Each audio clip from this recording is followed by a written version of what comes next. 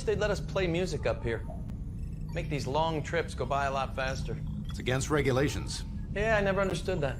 They just don't want us having a dance party when a proximity alert goes off. See, that's a dumb reason. Because we'd already be on our feet, ready for action.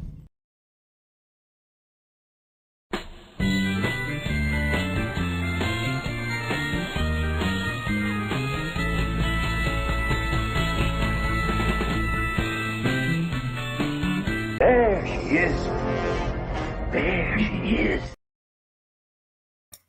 Hello, I'm Antiderivative Jill, and today I'm having my very first birthday stream, but it's my real birthday's tomorrow, so I have it. I call it my birthday minus one day. And today I'd like to say hello to Dalek451 and Deej. Well, you know, technically over by Australia it is tomorrow already, so it is your birthday there.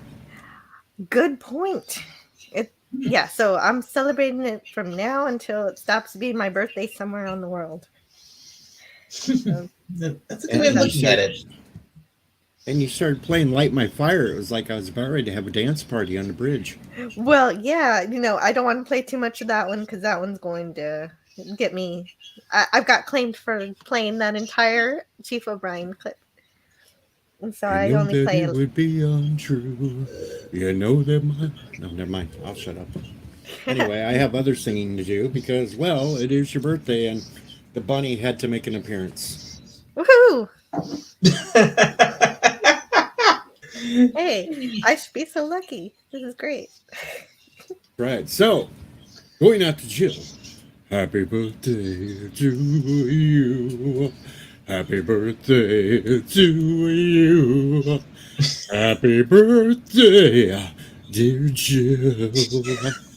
Happy birthday to you. Yeah! Wow, that's great. You know, normally people have to find their video on your channel, and I get it live on air. That's right. Pretty You cool. get it completely live so you can watch it anytime and throw darts at my face. Mm-hmm. Well, I have to print it out first. I'm kind of scared. I don't want to ruin my monitor. I'm a little scared because there's this big polar bear in the chat that might eat me because I'm a rabbit.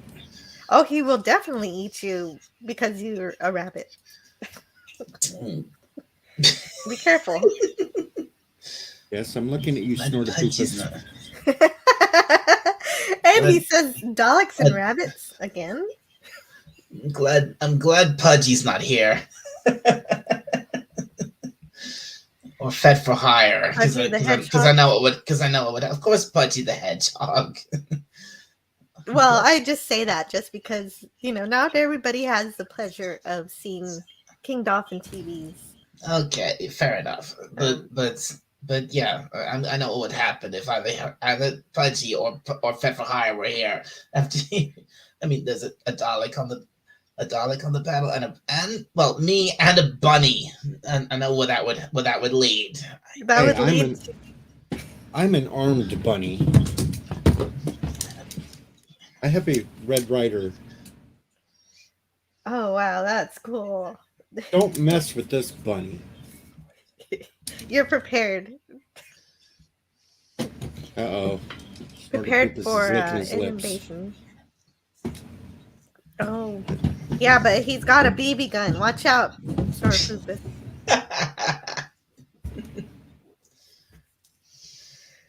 And then, you know, we've got a really cool chat going here already. We had a hello to Bird of Prey 5. Hail Kuroga. Hail Kuroga. Yeah. Oh yeah. Hail on Kuroga. Your lemon pie. Also, Admiral Teag. And thank you to everybody who's saying happy birthday. Herc130 says, I studied quantum physics at first. It was too chaotic and made me feel uneasy about my existence and reality. I switched to aerospace engineering with an emphasis on rocket operations. Much easier. Wow. Yeah, that's pretty cool, Herc 130. Thanks for you actually have first-hand experience with this. I'm not sure that I'm actually going to learn these things. I just have a background in computer science, and it gave me the prerequisites to learn them if I want to. So thanks for voting in my poll. Maybe I will learn one of them. I don't know, just for fun. Yeah, sure. But that's cool that you actually learned it for a real career. JPRPH1, he's here, and also Hex Island Comics. Great. And Pleasant Valley Picker doesn't know anything about either of those things. Oh, by the way, Jill, Potato Revan Mhm. told me to tell you happy birthday from him. Oh yeah, okay. Thank you, Potato Revan. Awesome. Yeah, and thank you to anybody lurking and anybody who watches this on the replay. And Whoa! for changing things up. I wondered why you went off camera. Demon Bunny! Well, that's what happens. That's what you do to scare away Snortopus.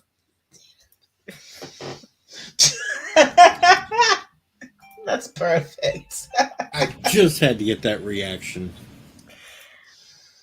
And Dalek gave it to you.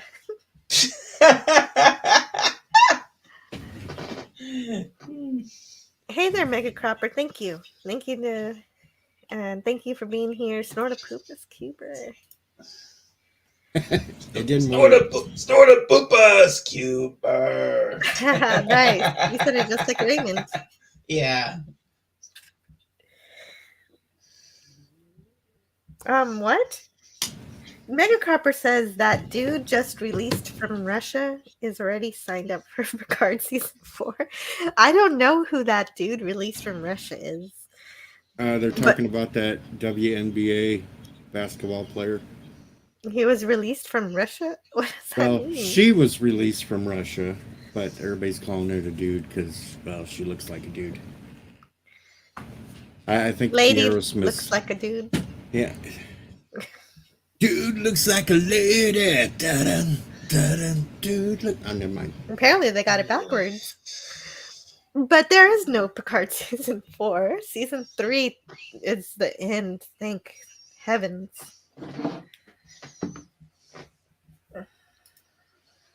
One of the Cisco's JK.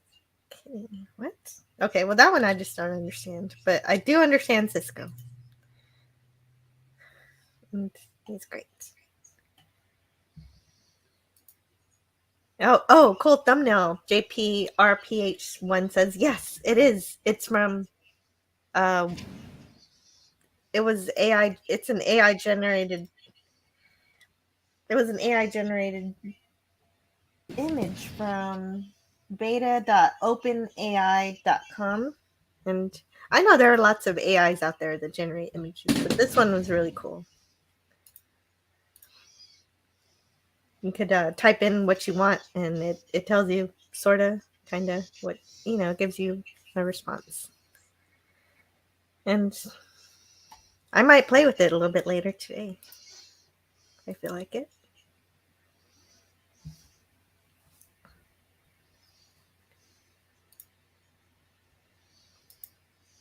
Oh, wait a minute. Did you ask Snortopus a question? Because he said the 23rd of October works for me. I'm still confused on that one, so I'm figuring that one out. Especially since it's December. Yeah, October is 72 months from now. Hello, Herc 130. No, I'm not drinking carrot juice. It's fake Mountain Dew. Hey, Mega Cropper, that's not nice. What are you gonna do for your birthday tomorrow? You see, that's not good because you're saying that about me. What am I gonna do? Well, tonight I'm getting sushi, so I don't know what I'm gonna do tomorrow. Sushi. Yeah, I like sushi. You don't like it? I'll leave It's my favorite food.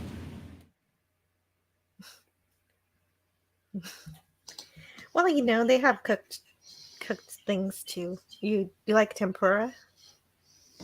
Never had it. It's just fried shrimp and vegetables. I like alligator tail. Then you'll like tempura, probably.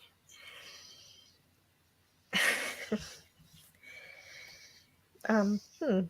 I haven't Scotty's in the decided. chat. Probably, maybe, I don't know, Dave and Buster's maybe tomorrow. That won't be bad. I don't know.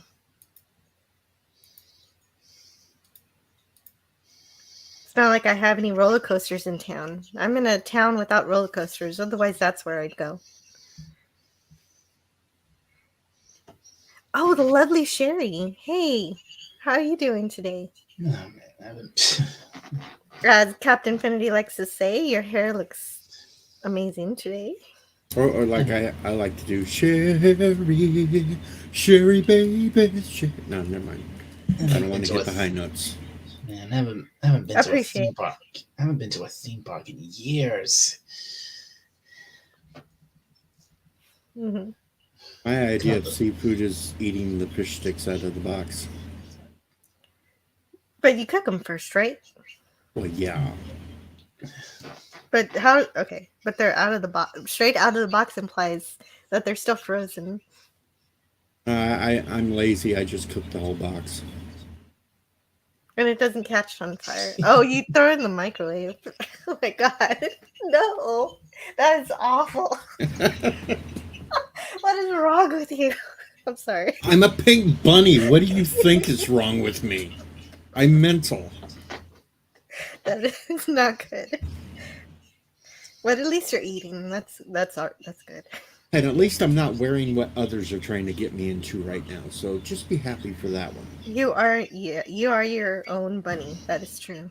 Independent. They're trying to get me into the Leia slave outfit. So just watch it next year. Yeah. Well, it's important to be yourself. And if you don't want to be Leia, you do not have to be.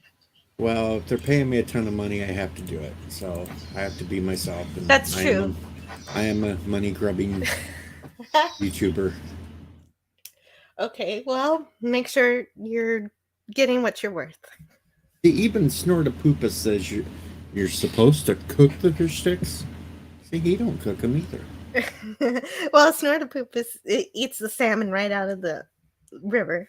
So, also. Which actually I would probably do too. I do like sushi.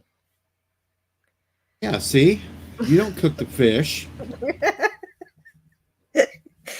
Not all the time. She gets on me, folks, about not cooking the fish sticks, but she eats sushi. I know. You caught me in my hypocrisy. Live on air. Good job. Admiral Teag says, it's another Star Trek first. This planet is essentially Westworld. Young Michael Crichton definitely loved this episode. Oh, Admiral Teag is talking about the next episode that I'm going to be talking about on Tuesday in depth, which is going to be Shore Leave. So that's the episode where everything it's like a vacation world where whatever you think of comes to life in the form of a robot, like Westworld, except in Westworld, all of the robots are pre-made by the theme park owner. And the guests only direct the story. In Shore Leave, you direct the story and the robots. Uh-oh, Jill. Got somebody that's actually on Picard Season 3 in the chat. Philip Gaming is in Picard Season 3? Yeah, but he won't tell us what he did in it because of his NDA. We have to wait till February to find out. Okay. Well, right. That makes sense. Well, I have a lot of feelings about that. I'm not really sure that I've already figured out what he's doing though. I'm not excited for that. He's making out with a naked Ferengi woman. That's what... So yeah, well, it's on Frangenar? Picard goes yeah, to Frangenar? I since he can't tell us what he did, I have the luxury for the next couple of months to make up any theory that I have what he's doing on the show. So that's this week's theory. For the entire week, you're going to be saying that Philip Gaming is Yep, sweeping and out then with the Frankie. Yep, and then next week it'll be something completely different. All right, that works. See, But he just agreed with me. But by the time, well, if the show actually cared anything about previous episodes, then they would know that the Ferengi women by that time do wear clothing. So, Well, it makes sense that it would be Mookie. Apparently, they're going to stop off at Deep Space Nine, so Quark would be there, so Mookie could be there. really? Oh, why? Yeah, Why the whole thing is they're going to stop at Deep Space Nine. But the problem is that I don't know. That I get the feeling that they don't really care about the actual TV show, just the movies, and so I don't know. No, they're throwing in little bits because they've got 7 of 9 and stuff. So they're giving all these little kind of member berries for everybody to have. That's why they're going to throw in Deep Space Well, they've Nine. always done that, but it just doesn't ever jive with anything that has any significance or weight or meaning or.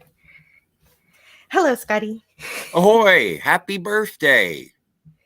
Thank you. Minus a day. Minus a day. Minus a day. I'm gonna. Well, unless you're in Australia, which was pointed out to me by Deej Odyssey. Well, happy Australian birthday! Yay! Yeah, so, yeah, because in Australia it's 4 a.m. So it's my birthday there already. I used to live in the future. It was fun. Yeah, you did. Hey, Deej. Hey, Dalek. Hey, Scotty. Hey, hello in the chat to Nemesis of Eden. Hi, Scotty. Hey. My guess is they'll stop off at Deep Space Nine, and that's where they're going to pick Worf up at. Oh, right. Worf.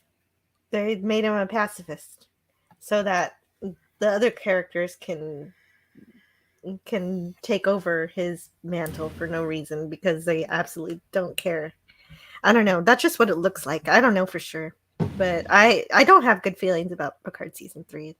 That's not clear.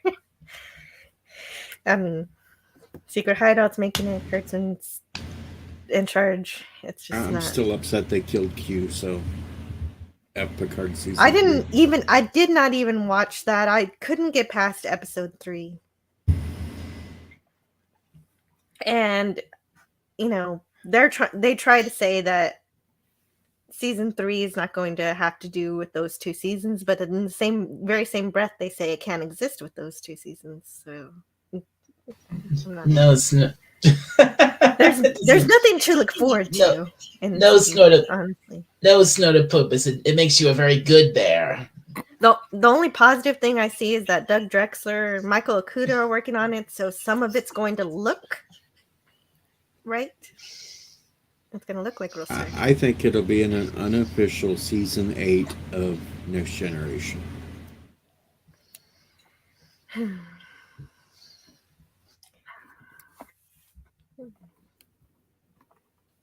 I think it's going to be a poorer version of Nemesis. I don't see any indications at all that they're going to do anything that's going to make it into a television show or episodic at all. They've said already that they're making it a long movie with 10 episodes. They do that every time. That's what they do. That's what Kirchman Trek does. That's what New Trek does.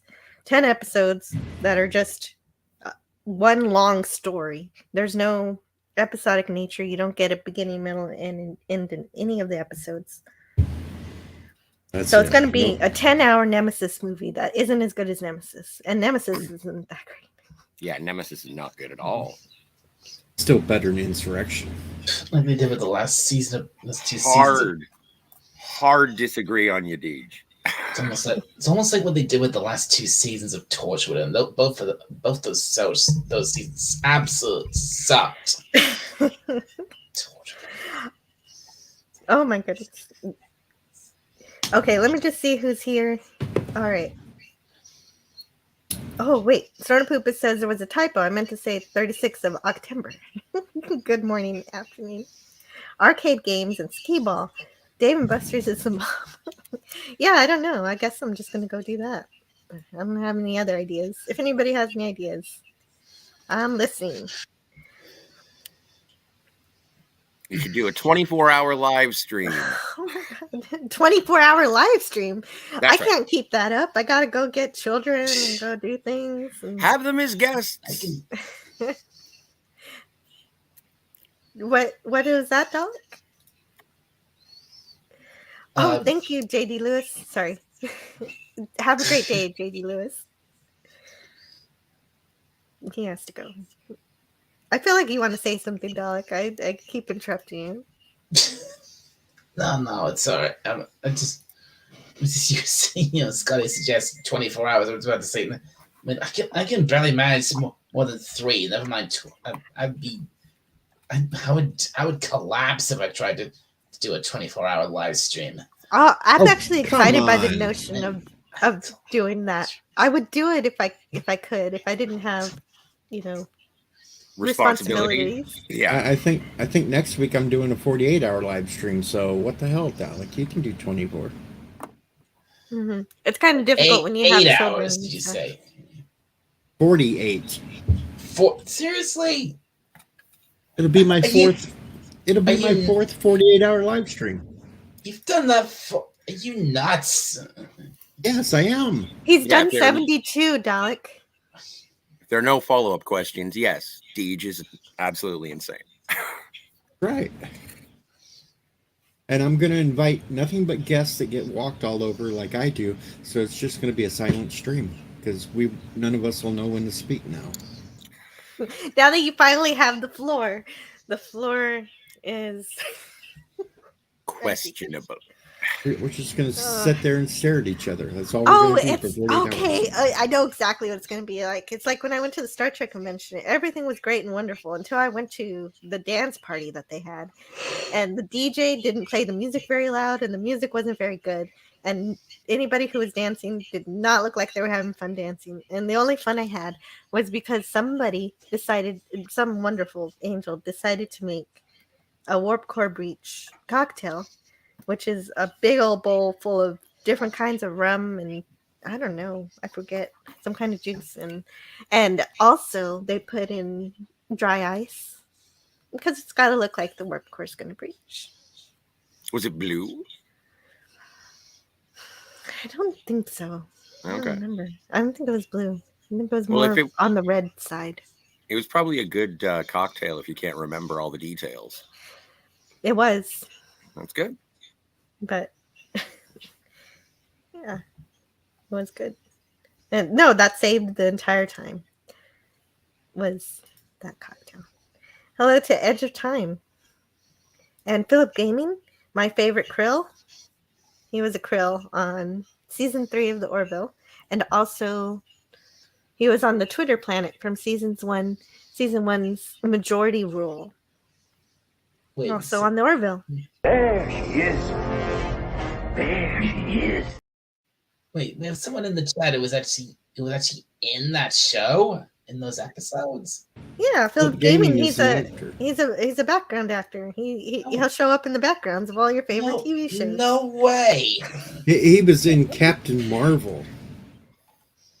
Like the movie or the movie in Captain Marvel? He was in the movie Captain Okay. Marvel. I think he was trying to get in Captain Marvel, but she didn't have much to do with him. Except give him a dirty look. Oh, did you That's guys? better for you, Philip. Did you guys hear about that there Katniss Everdeen? Katniss Everdeen from the Hunger Games? From that there Hunger Games. No, I didn't hear about her at all. Apparently, she's so stupid. She's a pioneer in female action heroes because before the Hunger Games, it just wasn't viable to put women in charge or in the starring role of action movies. Oh, so no Ellen Ripley, no. She was No. No Foxy Brown, no Barbarella. But according to her, she was the first female action lead in an action movie ever. Yes. Oh, okay. No Sarah Connor. Raquel Welch didn't do anything in the 60s and 70s. It's just, yeah. Bridget Fonda wasn't in Point of No Return. La Femme Nikita never existed. It was funny. I retweeted Denise Crosby said, "I want to thank Jennifer Lawrence for blazing a trail so that I could play Tasha Yar in 1987." Oh, that's temporally dynamic there. Yes. No, it was the most sarcastic tweet I've ever seen, and I had to retweet it and love it. That's great. Man. I actually didn't understand it when I saw that. I was like, why are you thanking somebody who did something later? I didn't get it because I didn't know the context of what happened. Well, it was funny because Variety was doing the interview. They put it up in a tweet. It got backlash from everybody. They pulled the tweet down, tried to put the tweet back up again as something else, but it was the exact same clip with her saying that she was the very first female action star. That's how stupid they are. Well, what was it? Recently, there's been this big brouhaha and hullabaloo because Quentin Tarantino said that Chris Evans isn't the star of the movie. Captain America is the star of the movie. You go to see the hero, not the actor who's playing them. And I think it was Simu Liu who plays Shang-Chi was like, "I will not be disrespected by it's been blah," and something. That's a paraphrase, obviously. But then I was watching another video, and Anthony Mackie said this like 3 years ago as the Falcon. He's like, "I'm not the star of the movie. Falcon is the star of the movie." And everyone was like, "Brave and powerful. Brave." And it's like, I guess it just depends on who's saying it. Depends on where you want to pick your truth from. Shang-Chi? That was not a racist slur. That is the actual name of the character. Well, the fact is, they're both right. Yes. You're there to see the character in the movie, not the actor playing the character. Right. But if you go, I think Robert Downey Jr. still qualifies as being a movie star, although Iron Man is part of the reason that he got to reclaim that title. That's debatable. Okay. What? I think the only thing that he's been a part of, his side project. What's the most notable thing Robert Downey Jr. has done besides Iron Man? Post Iron Man or in general? In general. Aaron America, he was nominated for an Oscar for Chaplin. He was in Less Than Zero. Was it Less Than Zero? Well, obviously, the answer is Natural Born Killers. Of course, it was Natural Born Killers. Of course. Just kidding. That movie, I hate it. You can go clear back to the 80s for him. Yeah, there's a lot that he was in. And so, I still think that Robert Downey Jr., I have a great respect for Robert Downey Jr. And I do for Chris Evans as well. I understand that, yes, they're both right. But, I go see movies for Robert Downey Jr. Also, hello, Pacific 414. Hey, Pacific. Hey, Kapla Bird of Prey. Yeah. I enjoyed. What do people even? Go ahead. I like the Pirates of the Caribbean movies. I loved Johnny Depp as Captain Jack Sparrow, but I wouldn't drop everything to watch every single film Johnny Depp is in just because of that. Well, no, but I think that's one extreme to the other. You go see a movie called Iron Man for Iron Man, and you don't have to go see all of the, I've stopped watching the Marvel stuff because I just don't care. There's a reason why it was called Endgame. Wait a minute. You're telling me, Dalek, you're not going to watch Edward Scissorhands? Yeah. I already saw Edward Scissorhands. This is awesome. It was made in the 90s.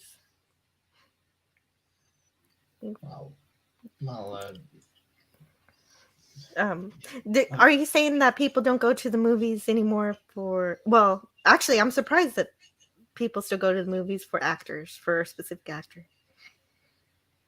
Well, and they boiled it down to like what? Tom Cruise and Leonardo DiCaprio are like, and The Rock are like the last three that people will be like, hey, it's a new this movie. But then Black Adam didn't do anything. So I don't know. Like, even if you think about The Rock as being a movie star, what is your favorite The Rock movie? Yeah, I'll wait. That guy, oh man, that guy's been like a million movies. Yeah, name one. The only person I the Voyager specifically went. episode. Tunsaki or whatever it is. Tunsaki. It's the one where he does the people's, or not, he does the people's eyebrow, but he does the, what do you call it? He does the rock bottom. He does the rock bottom on 709, which sounds dirtier when you say it out loud. It really does. I'm sorry. I showed up and like everybody left your viewership. I know, right? What happened? I smell. No, you don't. No, it was me in the pink bunny outfit that scared him away. That's the entire reason I jumped on. I gotta go grab a coffee and hope some people come back. Hang on. Okay. Philip Gaming says, yes, apparently Jennifer Lawrence was the first main cast member female action star. Oh, of course, the very first one ever to exist. What? Did she actually say that? I feel like that's gotta be. She said that in the interview. She basically literally said that. Literally. I kind of feel like this is an exaggeration, but I guess I have to see it for myself. It's not. Do I need to find the tweet for you? And what's more? Oh, yeah. Find the tweet for me. I'll bring it up. And what's more, the interviewer I saw I've seen that clip. The interviewer 100% agree with everything she said. And she agreed, and she didn't question it. Well, one bit. I mean, she said this absolutely ridiculous thing, like boys and girls can what's the word? Are represented. Okay, I got it right below. I've got it to where I'll start this. Now you can listen to this yourself and listen. I remember when I was doing Hunger Games, nobody had ever put a woman in the lead of an action movie because it wouldn't work. We were told girls and boys can both identify with a male lead, but boys cannot identify with a female lead. Oh, and then and you paused it just the interview was about to say, "Oh, absolutely." Well, I'm making sure some of us know these YouTube rules, but right, exactly. But no, so that's happy terrible. Every single time I see a movie come out that just blows through every single one of those beliefs and proves that it is just like Tomb Raider. So yeah, there it was in her own words. She said it. That is so ridiculous. How could she even do that? Because she's an idiot. I can even think of lesser known action movies that starred women before your grandfather was in diapers. You weirdo. She was in. I'm yelling at Jennifer Lawrence, not you guys. She was in the freaking Hunger Games. Yes. Yeah, no, I actually. Oh my god, I hated that film. It was awful. Oh my. I know a couple of people who celebrate the entire catalog.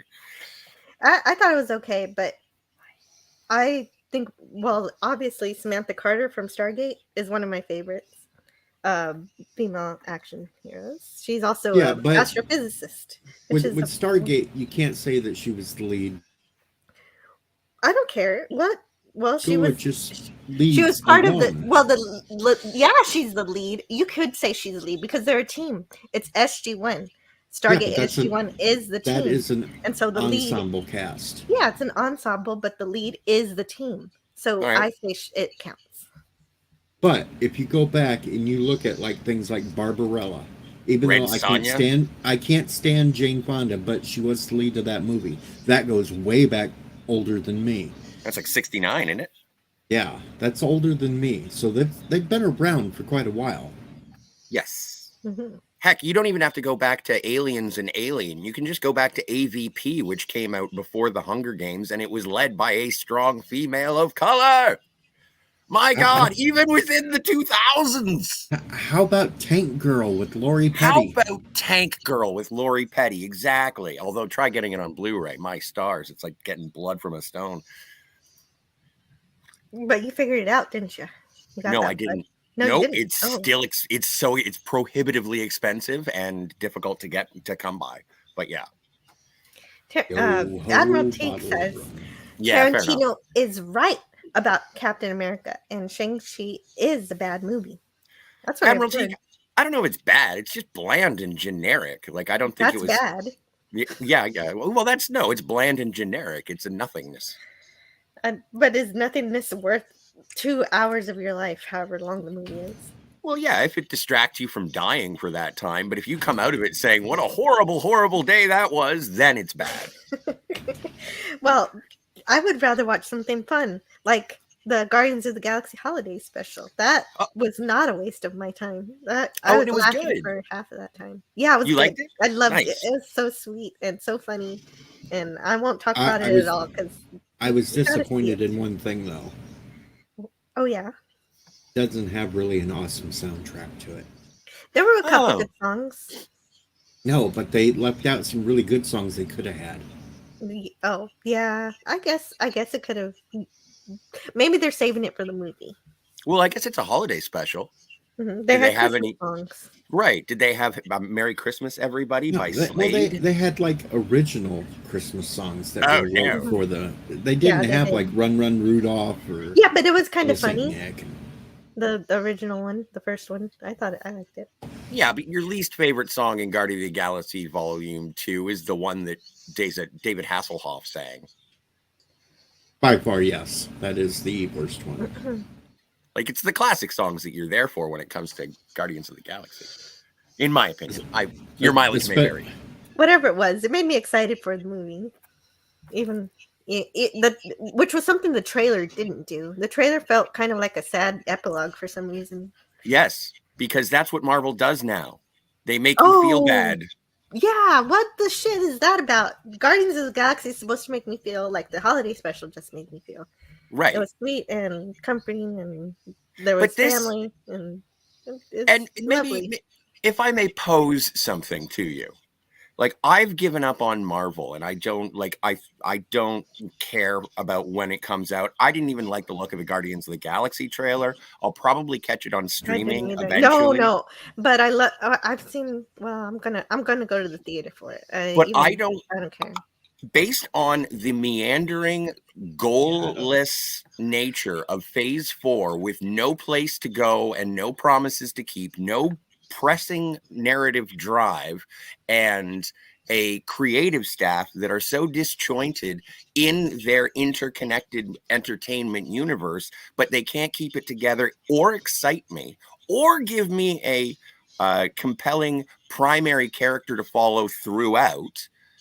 And they actually made me dislike Spider-Man. Why would I support Guardians of the Galaxy Volume 3? Now, why do I say it like this? Because of Patrick Stewart Season 3. I have the same disdain towards Marvel as you do for Star Trek. Wow, that is harsh. I had no, well, not harsh, but like, but that's where it is powerful. And that's where my opinion stands. Yeah. I stand by that. That makes sense. Poor Scotty only has disdain for Marvel, though. I have disdain for Star Trek, Marvel, and Doctor Who. See, I still feel that there's hope for Doctor Who for some reason. I don't. Okay, we'll see. And I don't care about Marvel anymore either. They may have a good couple of episodes with Tennant back, but after that, it's going to go right back to the bullshit crap that it's been. We'll find out. The new Doctor's actor's name is Shooty. No. I'm pretty sure it's going to be just as bad as before. David's just caught up in the middle of it. They're gonna go back to like Tennant's era with him. 2 episodes just like that to sucker the people back in, and then it's gonna go right back to the crap that they had with. But isn't Tennant still writing? episodes past the third episode, or is he just? No, Tenet's just Oh, starring. I mean, he's it's starring in Russell it. T Davis. Russell T It's- Davies, whatever. But I forgot. don't have any Sorry. faith I got in him mixed up. anymore. I don't have any faith in him anymore because he's openly praised the crap that came out of the Chimbala But do you era. think? Okay, so I don't know anything about Doctor Who. Obviously, Yeah. I just mixed up the name See? of the actor versus the creator. But the thing is that I watched 3 seasons of his work, and Not it only- was pretty good. And you have to realize Disney now has their fingers in it. All right. Right. If I may clarify I'm not- my Well, maybe he hypothesis. was just. And Well, not maybe he was just just Disney. playing politics. Sony you know? too. What was that, Dalek? Not just Disney, Sony too.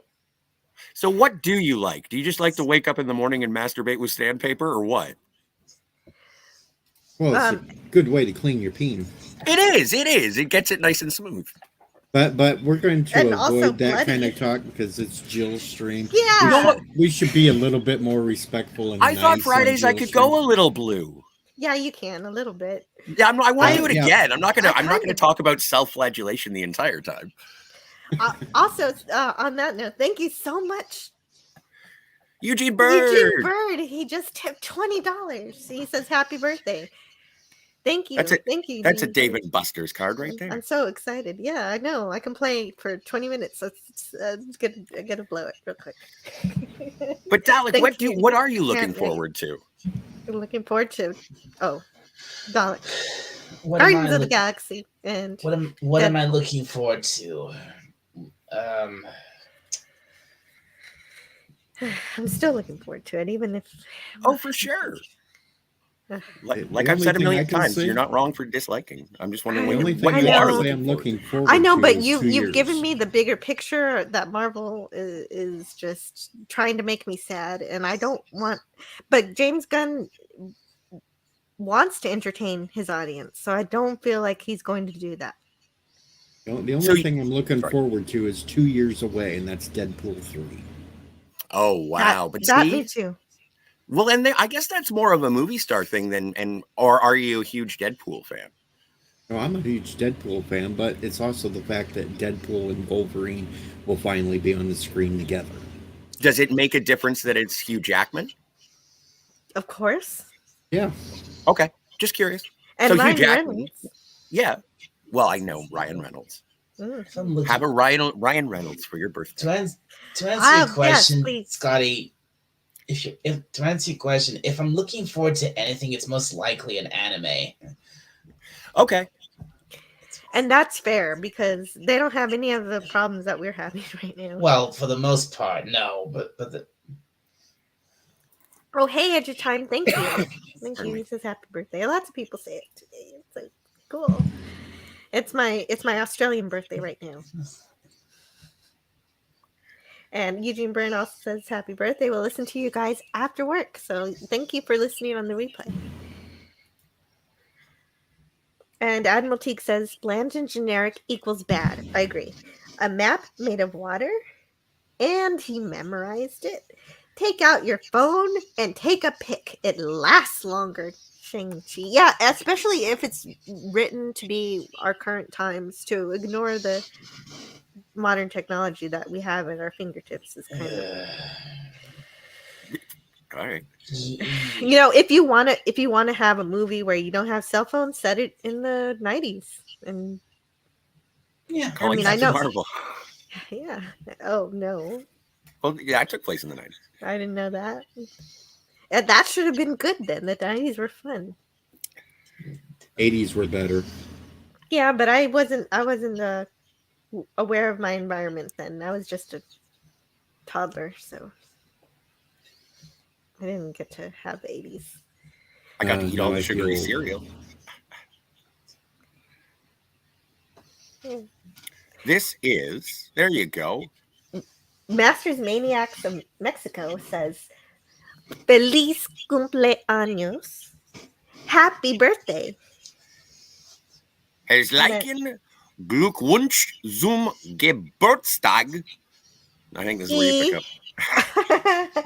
Y saludos from your Mexico, from your German fan. have the best possible day you can imagine. And together, Scotty and I were able to read that. I think I just sort of sat on it, but there you go. Well, you accomplished that Thank you. better than I could have. I have not tried to read German in any capacity. What is it? Dylan Moran is a stand-up comedian who described the German language as being so beautiful it sounds like a typewriter slamming on tinfoil as it's being kicked down a flight of stairs. And that's how I read it. It sounded great. Eugene Bird says, more and more astrophysics requires quantum physics to study the patterns and the cosmic microwave background radiation, analyze dark matter, etc. So, yeah. So you're right. The two are interconnected, the two subjects. So maybe I learn astrophysics first and then quantum physics as a minor. As a minor, yeah. No, yeah. Unless you want to time travel, then you have to go with quantum physics first. Well, I just found this this quantum physics channel that I've been watching, and the more I get into it, the more I like. If you start studying quantum physics, you realize that it impacts the nature of existence, of course, as it should, because it's the study of a facet of existence. But some of the answers are rather terrifying. Like the predetermination of the universe based on the mathematical explosion of the Big Bang means that everything that is to happen and what will happen has already happened or can be predicted through a mathematical equation. And so now I haven't studied that particular time warp. Your belief in free will is simply a belief because while you think you're doing things for a reason, for your own motivation, it was predetermined at the time of the creation of the universe. I found that out and I was like, quantum physics is depressing. Exactly. What was the other one? Really? It was like, does the past exist? And it's like, well, technically our perception of time, but if you believe in everything being predetermined by the mathematical equations of the Big Bang Theory, that means all time already exists. Past, present, future, all of it. It just sits there. There's no malleable timeline, and you cannot move within it unless it was already determined. I'm not sure, but that seems like a wild theory. I'm not sure that is. I'd have to corroborate that kind of math. Maybe I will send you the video because that doesn't sound like something that is reality. The Big you Bang don't think Theory that sounds like reality? Well, you did express it very well, but that everything has already happened. I guess. That reminds me of the prophets from Deep Space Nine who already know everything that's going to happen. Well, yeah. I'll send you the video. Okay. Well, I'd like to welcome to the stream. Hello to Pleasant Valley Picker, CA. Hello. PvP. I brought you some birthday cake, Jill. Because for me, the Big Bang. Oh, thank you. For me, the Big Bang is the creation of the universe. Yes. From a consolidated point that expanded outwards and is still expanding at the moment. So we're talking about astrophysics or something? Yeah, but because the processes are mathematic, like the building blocks of the universe are math, right? Everything is math. Exactly. So if you solve the equation of what happens after the Big Bang, then it should all be laid out and all present, right? There are no variables that change after the event. The event. Well, that's the whole thing. Everything is variables, and things can get in the way. With every action, there's an equal and opposite reaction. And then when something is put into momentum, it continues on that path, like you're saying, except when acted upon by an outside force. So there can be outside forces, I think, that can mess with your idea of a predetermined fate, can shake things up. If you believe here I'm just fighting quantum physics with kinetic physics. Absolutely. And I think that having a fight between Newtonian physics and quantum physics is adorable, believe me. But I do also think that what would the outside force that would impede the progress of the Big Bang? Unless you believe in some sort of higher power. I don't discount it, but what would be the impedance? What would be the opposite, equal and opposite reaction to the Big Bang, and where would that force come from if before the Big Bang there was nothing? Was there nothing? We don't know that for sure. Nobody was there. That's a good question. How can something come from nothing? Well, that's a good question. Shouldn't there be a building block of some sort for something to come out of? I don't know. I mean, in our world, everything's made of something. Actually, a lot of our somethings are made of nothing. It's the space between spaces, indeed. Right. That's another question in quantum physics. In some cases, you think matter is composed of chiefly nothing because of the amount of mass of the atoms and the amount of empty space that appears to be there. But it isn't exactly empty space because quantum physics, these atoms have this kind of glue that keeps them together, and so that I'm not sure we call that empty or not. Yeah, I had that discussion. Yeah, I don't know. I feel pretty solid, so I don't feel like I'm empty. Well, I don't feel quite solid, but I do have little squishy parts around the waist. Huh. I don't feel like mostly water. Oh, hello to Sir Jacob.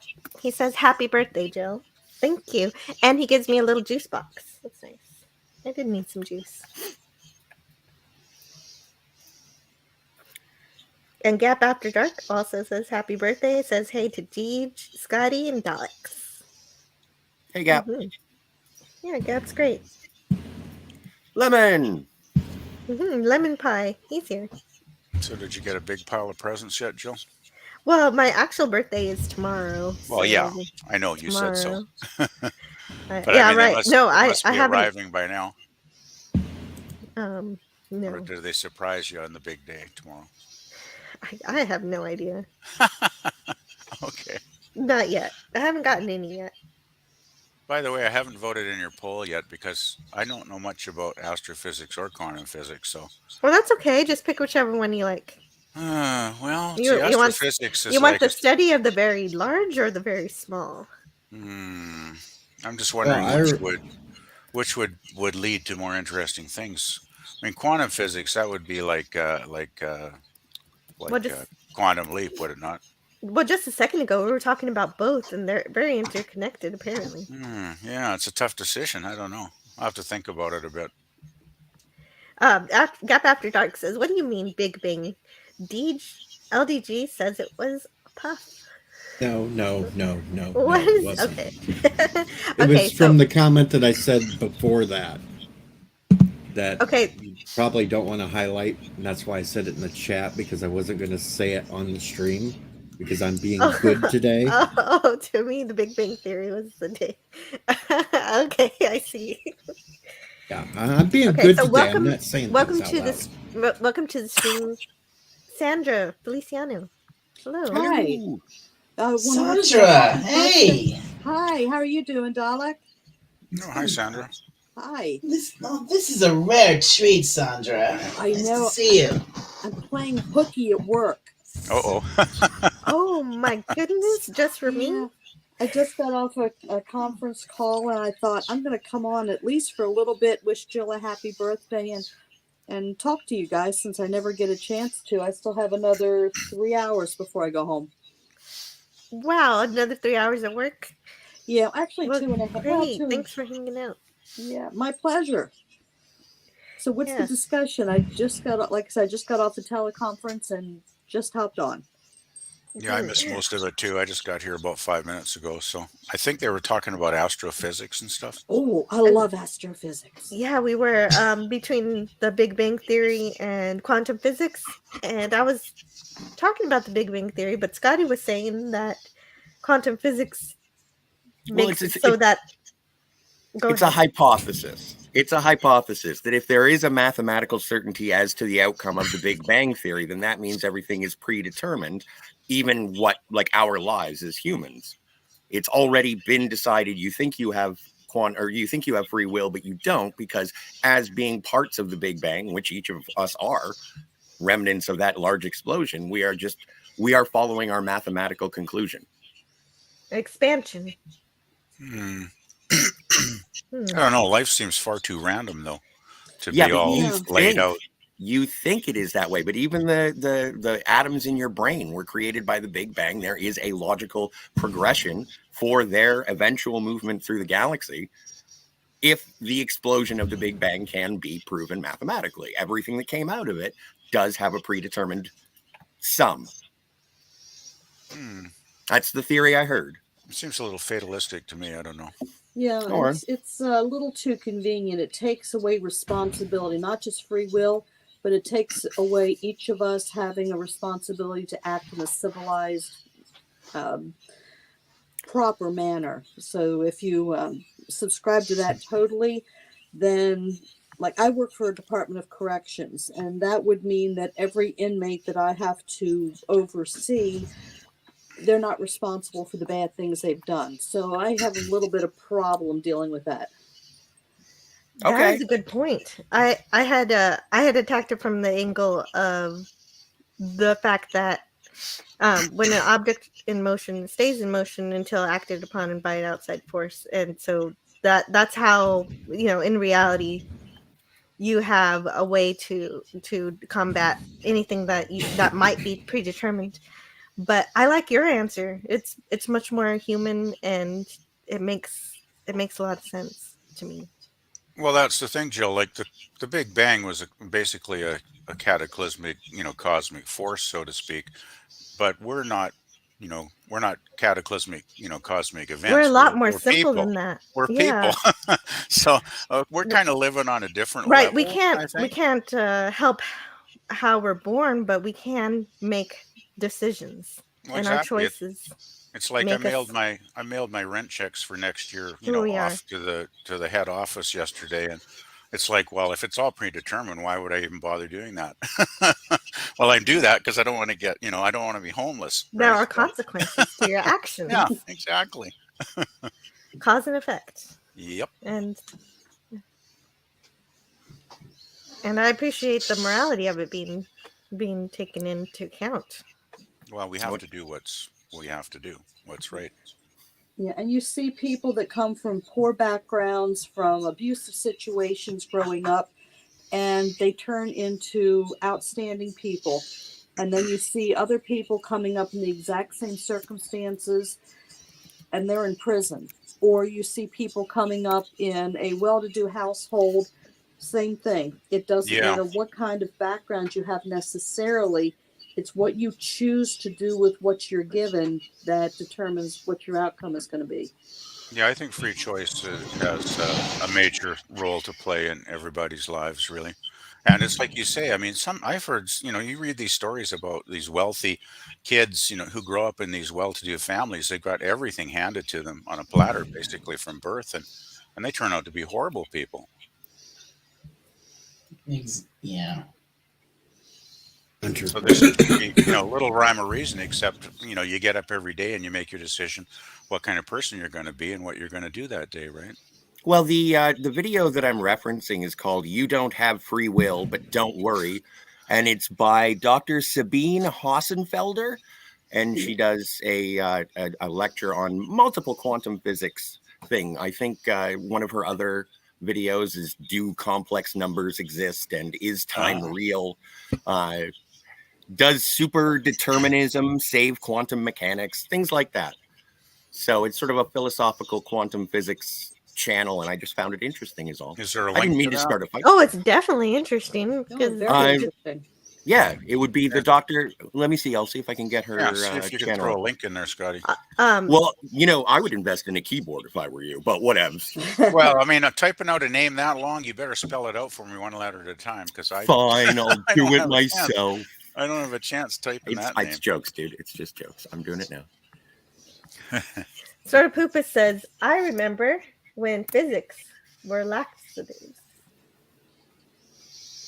I don't know what that means. I just read it. They used to call laxatives physics. Because Really? it works on your, way long ago, because it works on your physical processes. Yeah. Okay. Yeah. Right. It helps with the gravity. Yeah, exactly. It improves peristalsis. Wow. Yeah, if I didn't have you here, Sandra, I would still be confused about that. So thank you. Well, it's kind of like putting your intestines in heavy metal mode, I guess. So I have served my Rock and roll. function for the day. Absolutely. Also, thank you for the cookies. They you're arrived welcome. yesterday. Oh, good. Oh, you have a post office box now, Jill? Well, not yet, but Oh, you should get one. Then we yeah, could I all should. send you stuff. That's true. I'll work on that. Okay. So did the Scotty. little ones steal cookies, or have you managed to keep them all to yourself? I haven't had any yet. I'm going to share a little bit, but not too much. Edge of Time says, we are all, well, I'll say it in Carl Sagan's voice. We are all made of stardust.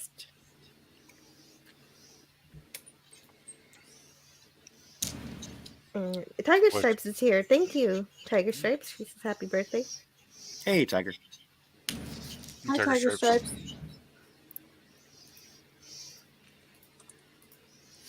LDG. LDG is here. Hey, LDG. Oh boy, got lots of chats Jin today. Urso. Just trying to organize things. Jin Urso, she was Stardust. We are not all Jin Urso. Yeah, I can't see me climbing that anymore, like she did in the movie. Not happening. Mm-hmm.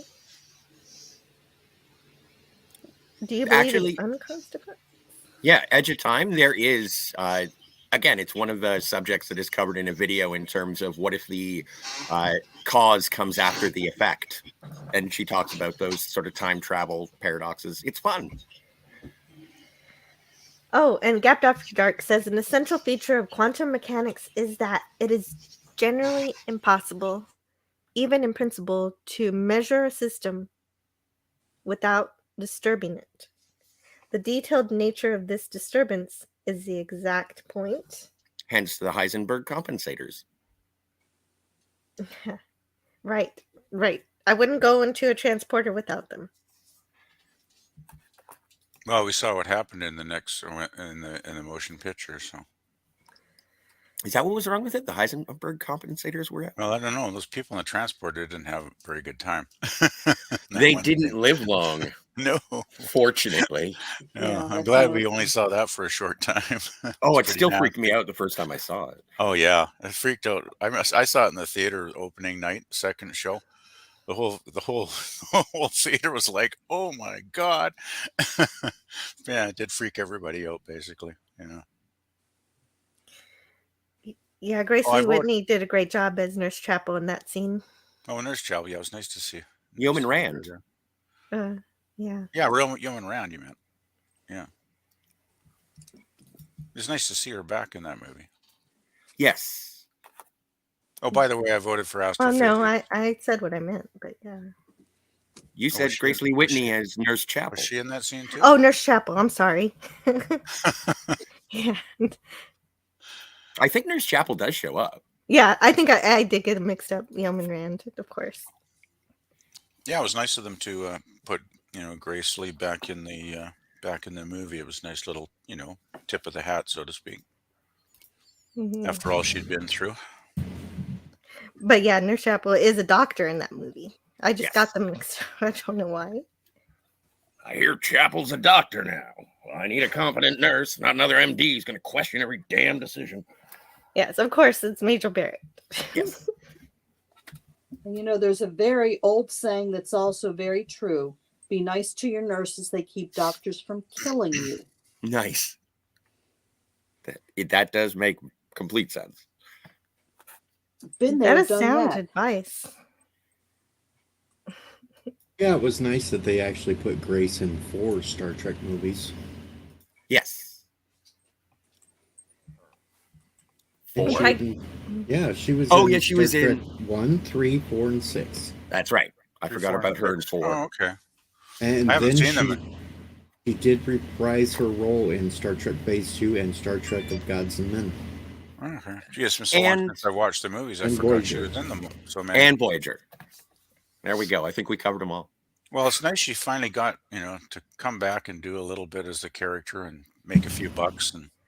Wait, what did she do in Voyager? I haven't seen Voyager in forever. I haven't seen that one. There's a Sulu flashback episode where Tuvok was on the Excelsior during Really? Star Trek 6. Wow. Yeah. Oh, right. Okay. I haven't seen that one. You don't remember the episode title of that, do you, Scotty? Flashback. Flashback. Oh, cool. Well, that's easy to remember. Wow, I'll have to check that one out. I have a vague memory.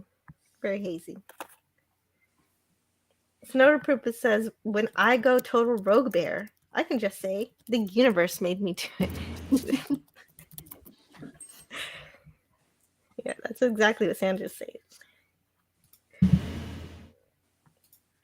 And hello, Captain MKG. Thank you for being here. And Gap After Dark says, see, Jill, you mentioned cookies and LGG shows. We are made of food. That's right. And he loves sushi. Oh yeah, you love sushi too, LGG. That's what I'm going to have for dinner. Raymond's taking me out to dinner because we're going to see the Nutcracker tonight. Oh, cool. So yeah, That's great.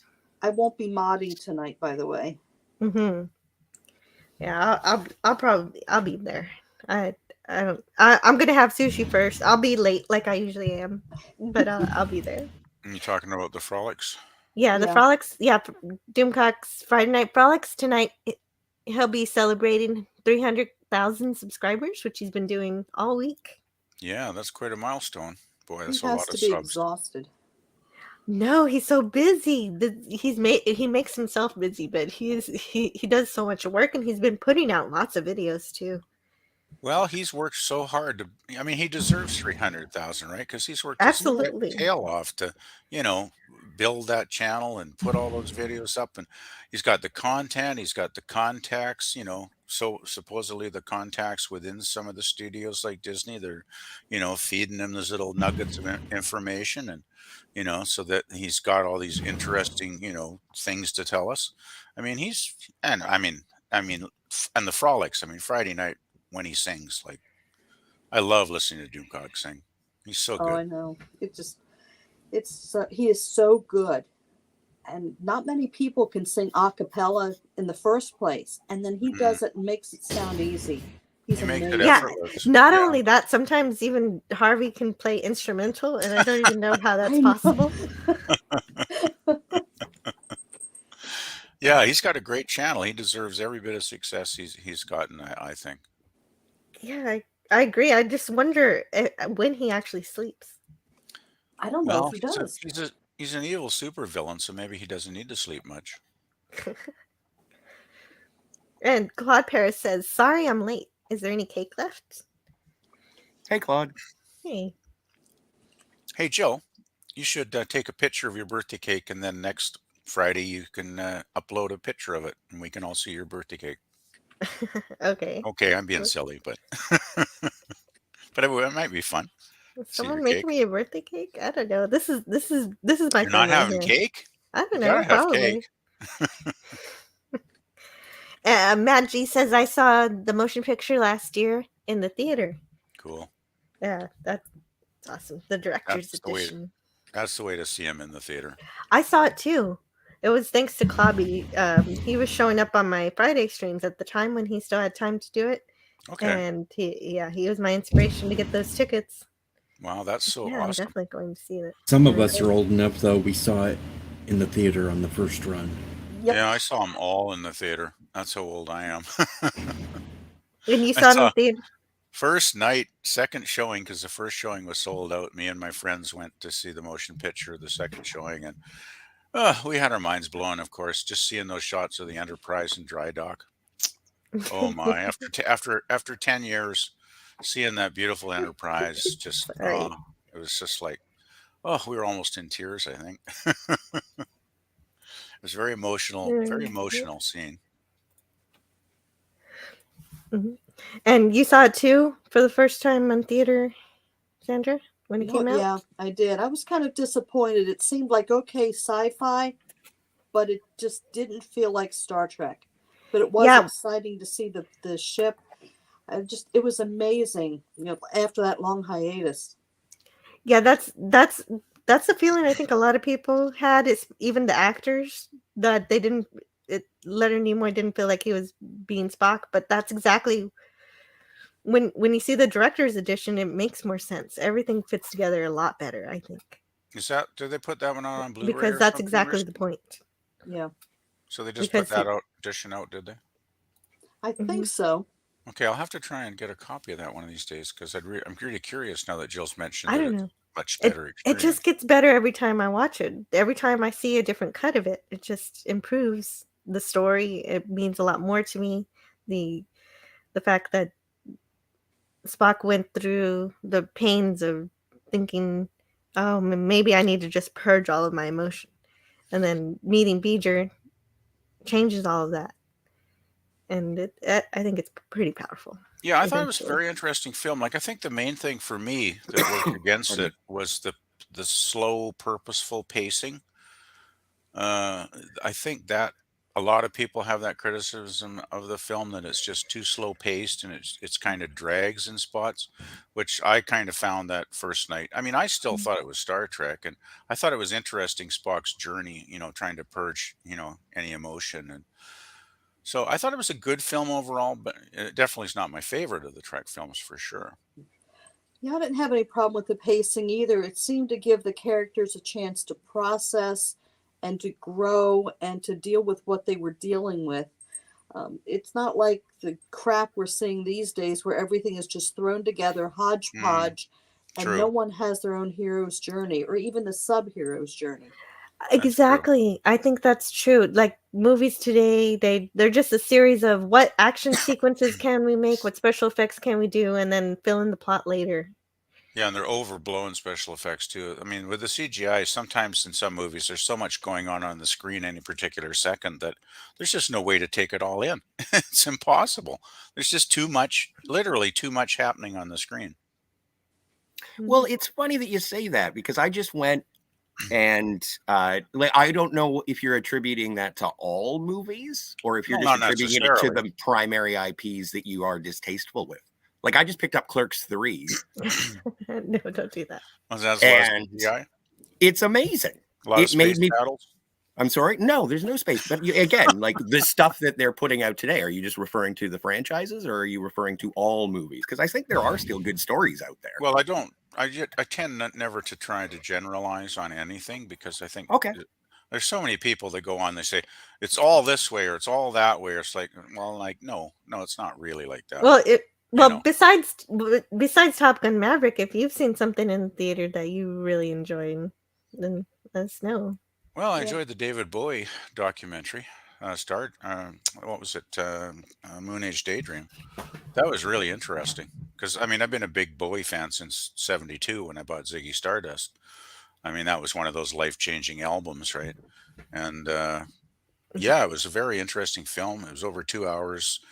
I guess the director spent 7 years putting it together because he had access to the Bowie estate vaults. The family actually let him have total access Yeah, to so all what you're all the saying is that the people who made that movie actually really cared about they love the yeah the person that guy. they're going to Well, I mean talk about, he and so spent they like did their seven research. 7 years. I think he spent like 3 or 4 years actually sitting in a room watching the archive videos, like all as much of the material as he could, like the concert footage and the interviews, and he even had parts of the film talking, about Bowie's paintings and his video experiments, and it got pretty in depth, and it was definitely, as a Bowie fan of like 50 years or whatever. I actually learned some things, some stuff I'd never thought of before. I mean, the one thing I really came across in the film was how much of a driven personality he was. Like he made at an early age, he made the decision that his life was going to be an adventure. and he was going to do as much with it in the time he had that was, you know, humanly possible, kind of thing, from, you know, the things he was talking about in the film, because there was a lot of, you know, his thoughts on life, right, in the film.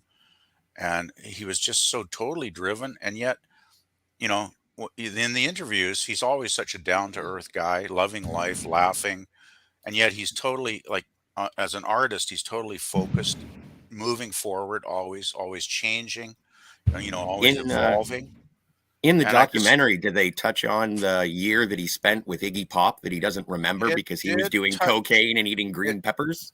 it did briefly Green touch peppers. on him going to Berlin. Unfortunately, it didn't mention Iggy, and it didn't go in depth to that, which I found disappointing.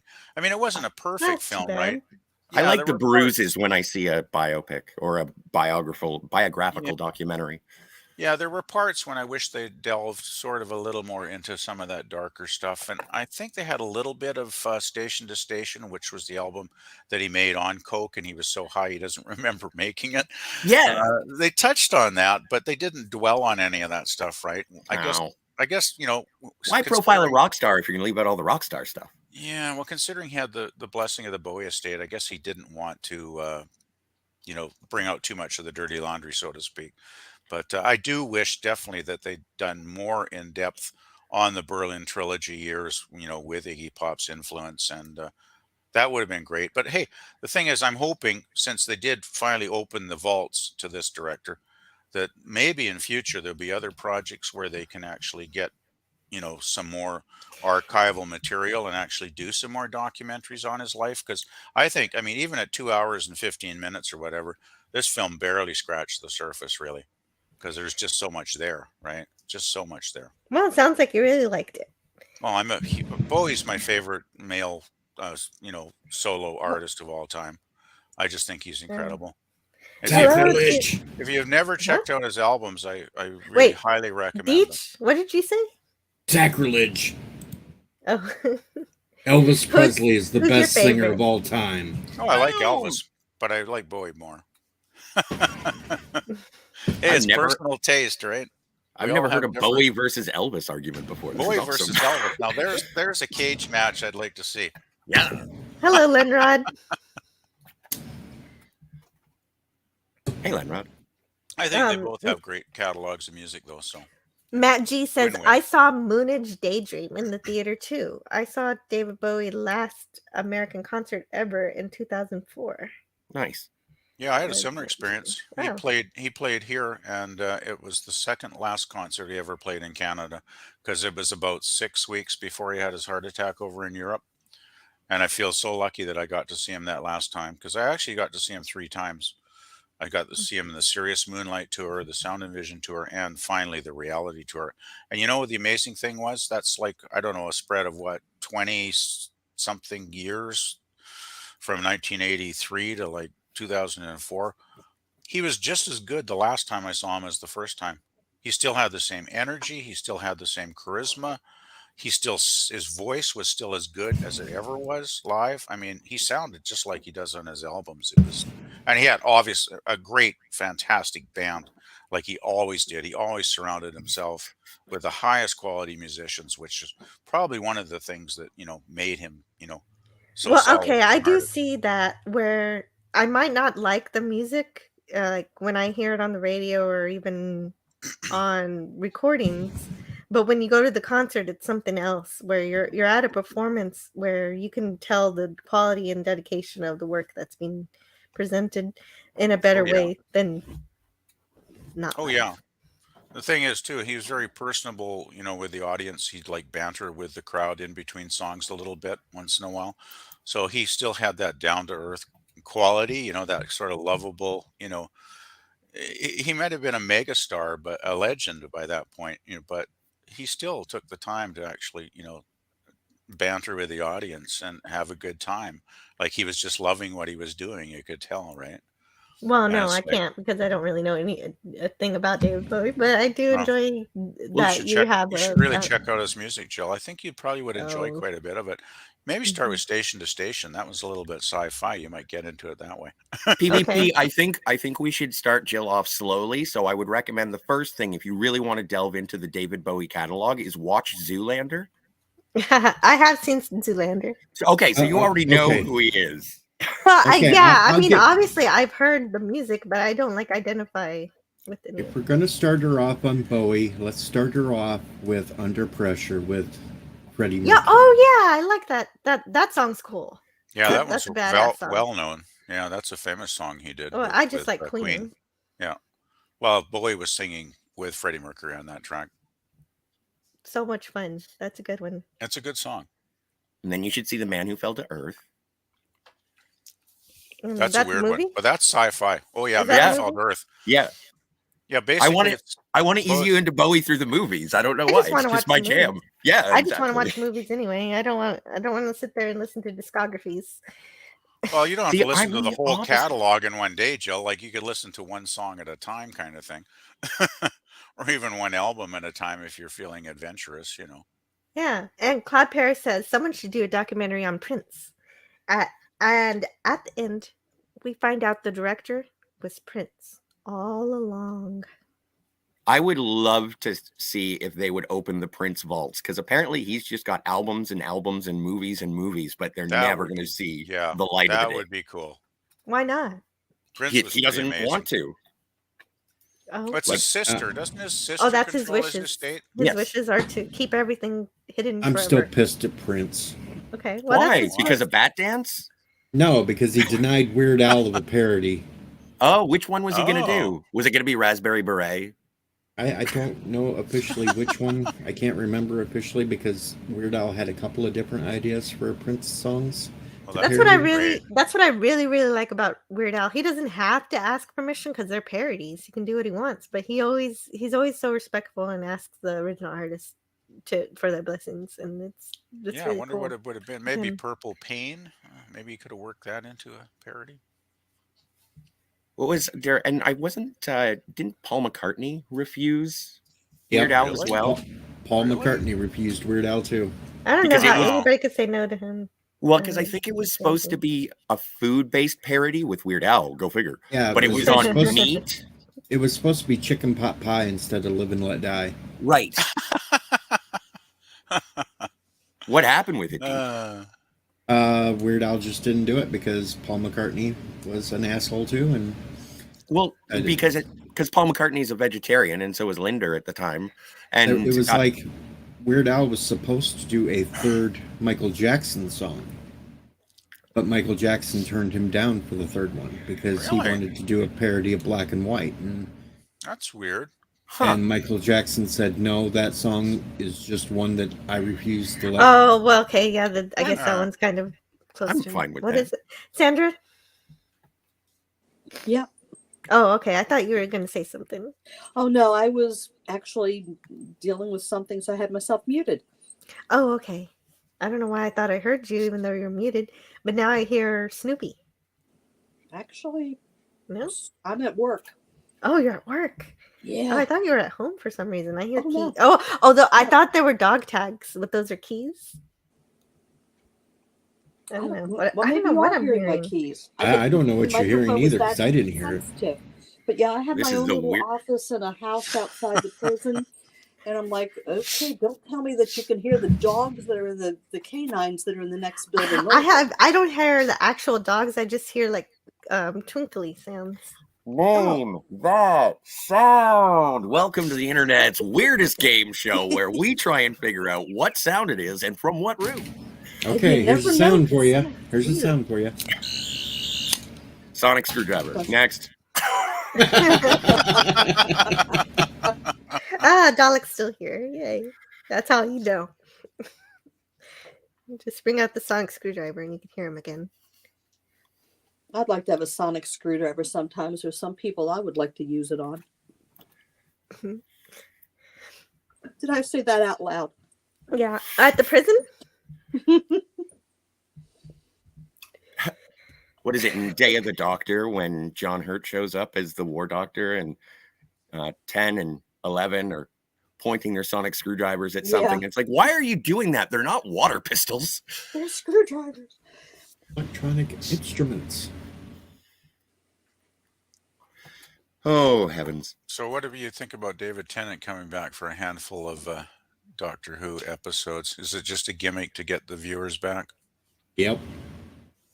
Seems Some like it, people think doesn't it? that. I think it'll be fun. Well, I mean, I'm sure, he's a good actor, so I'm sure the episodes themselves could be great, but I don't know. Is it really going to rehabilitate the series after what's happened the last few seasons? Nope. The only way is just to go back and say it was all part of that confession dial. I think that's part of it. They're not retconning anything, so that's the issue, right? Because that's the same issue Yeah. with Star Trek, so it's the same issue with Doctor Who. I don't know. I like David Tennant, so I'm looking forward to him being the Doctor. And Yeah. when it comes to, I kind of look at what's going on now with pop culture in the same way that I look at eating. It's like I will either like my next meal or I won't. But that doesn't, if I don't like my next meal, it doesn't mean that I'm going to swear off food forever because everything sucks. How could this possibly be? I can enjoy the pie. Okay. No, let me finish. Wait, okay. I can enjoy the pie that is going to be the 3 episodes of David Tennant and not have to fully subscribe to the entire journey of the rest of the buffet. Okay, but if you're at a buffet, you get terrible food. You don't swear off food. You go to a different restaurant. Exactly. But I don't blame restaurants in general. In other words, Jill's telling you not to watch Doctor Who anymore. That's right. Go watch something else. Why can I not take value in something? I want to see David Tennant do it. And if I like it, am I wrong? Does that mean that I like the Chipmunks Christmas song or something? No, watch David Tennant, but then say no more. Especially if they, with all the weirdness that it looks like they're coming up with. See, maybe it's because everybody's so upset with Jodie Whittaker, and I'm not, because I just didn't watch it. I watched like 2 episodes, and I was like, nope, she's not the Doctor. And then I gave up. I didn't get mad at it. No, I don't get mad at. Try not to get mad at anything, but if it's crap, it's crap, right? And I just like you, Scotty, I just don't bother watching it. Life's too short, Oh, okay. I think I have to sing this comment from Son of a Red Shirt. You're gonna sing? Happy birthday to Jill. She's kind of a pill, but at least nobody has ever confused her with Jedi Bill.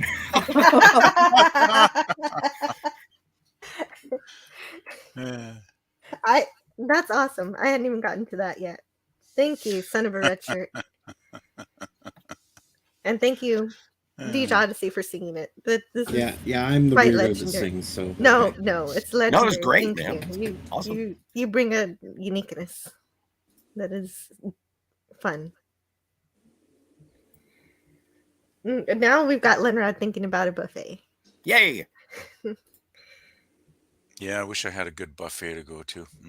Actually, I had a good Christmas dinner last night. We had an office party dinner out at a restaurant, a Greek restaurant. Had some nice steak, potatoes, and rice, and yeah, it was a good times. Yeah, Admiral Teag says Weird Al's American Pie Star Wars parody is great. The battle droids were broken. I liked when Weird Al did Eat It. I thought that was brilliant. Yeah, that's a famous one. That was hilarious. No, Eat It's the original. Michael Jackson parodied it with Beat It. That makes sense. You saw the movie? I didn't see saw the movie yet. His parody of Bad was good too. Son of a Red Shirt says, anybody here Flight of the Conchords fans? They did a hilarious Bowie send-up on an episode of their television show called Bowie in Space. I have not seen that. Ooh, somebody's calling.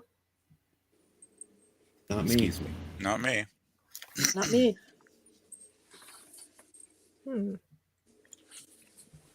That sounds a lot more obnoxious than that. Oh, your phone sounds more annoying.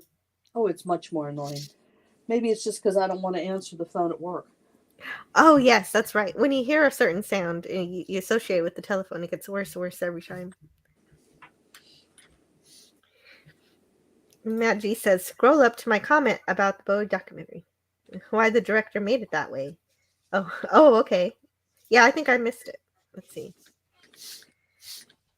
I might have it started here.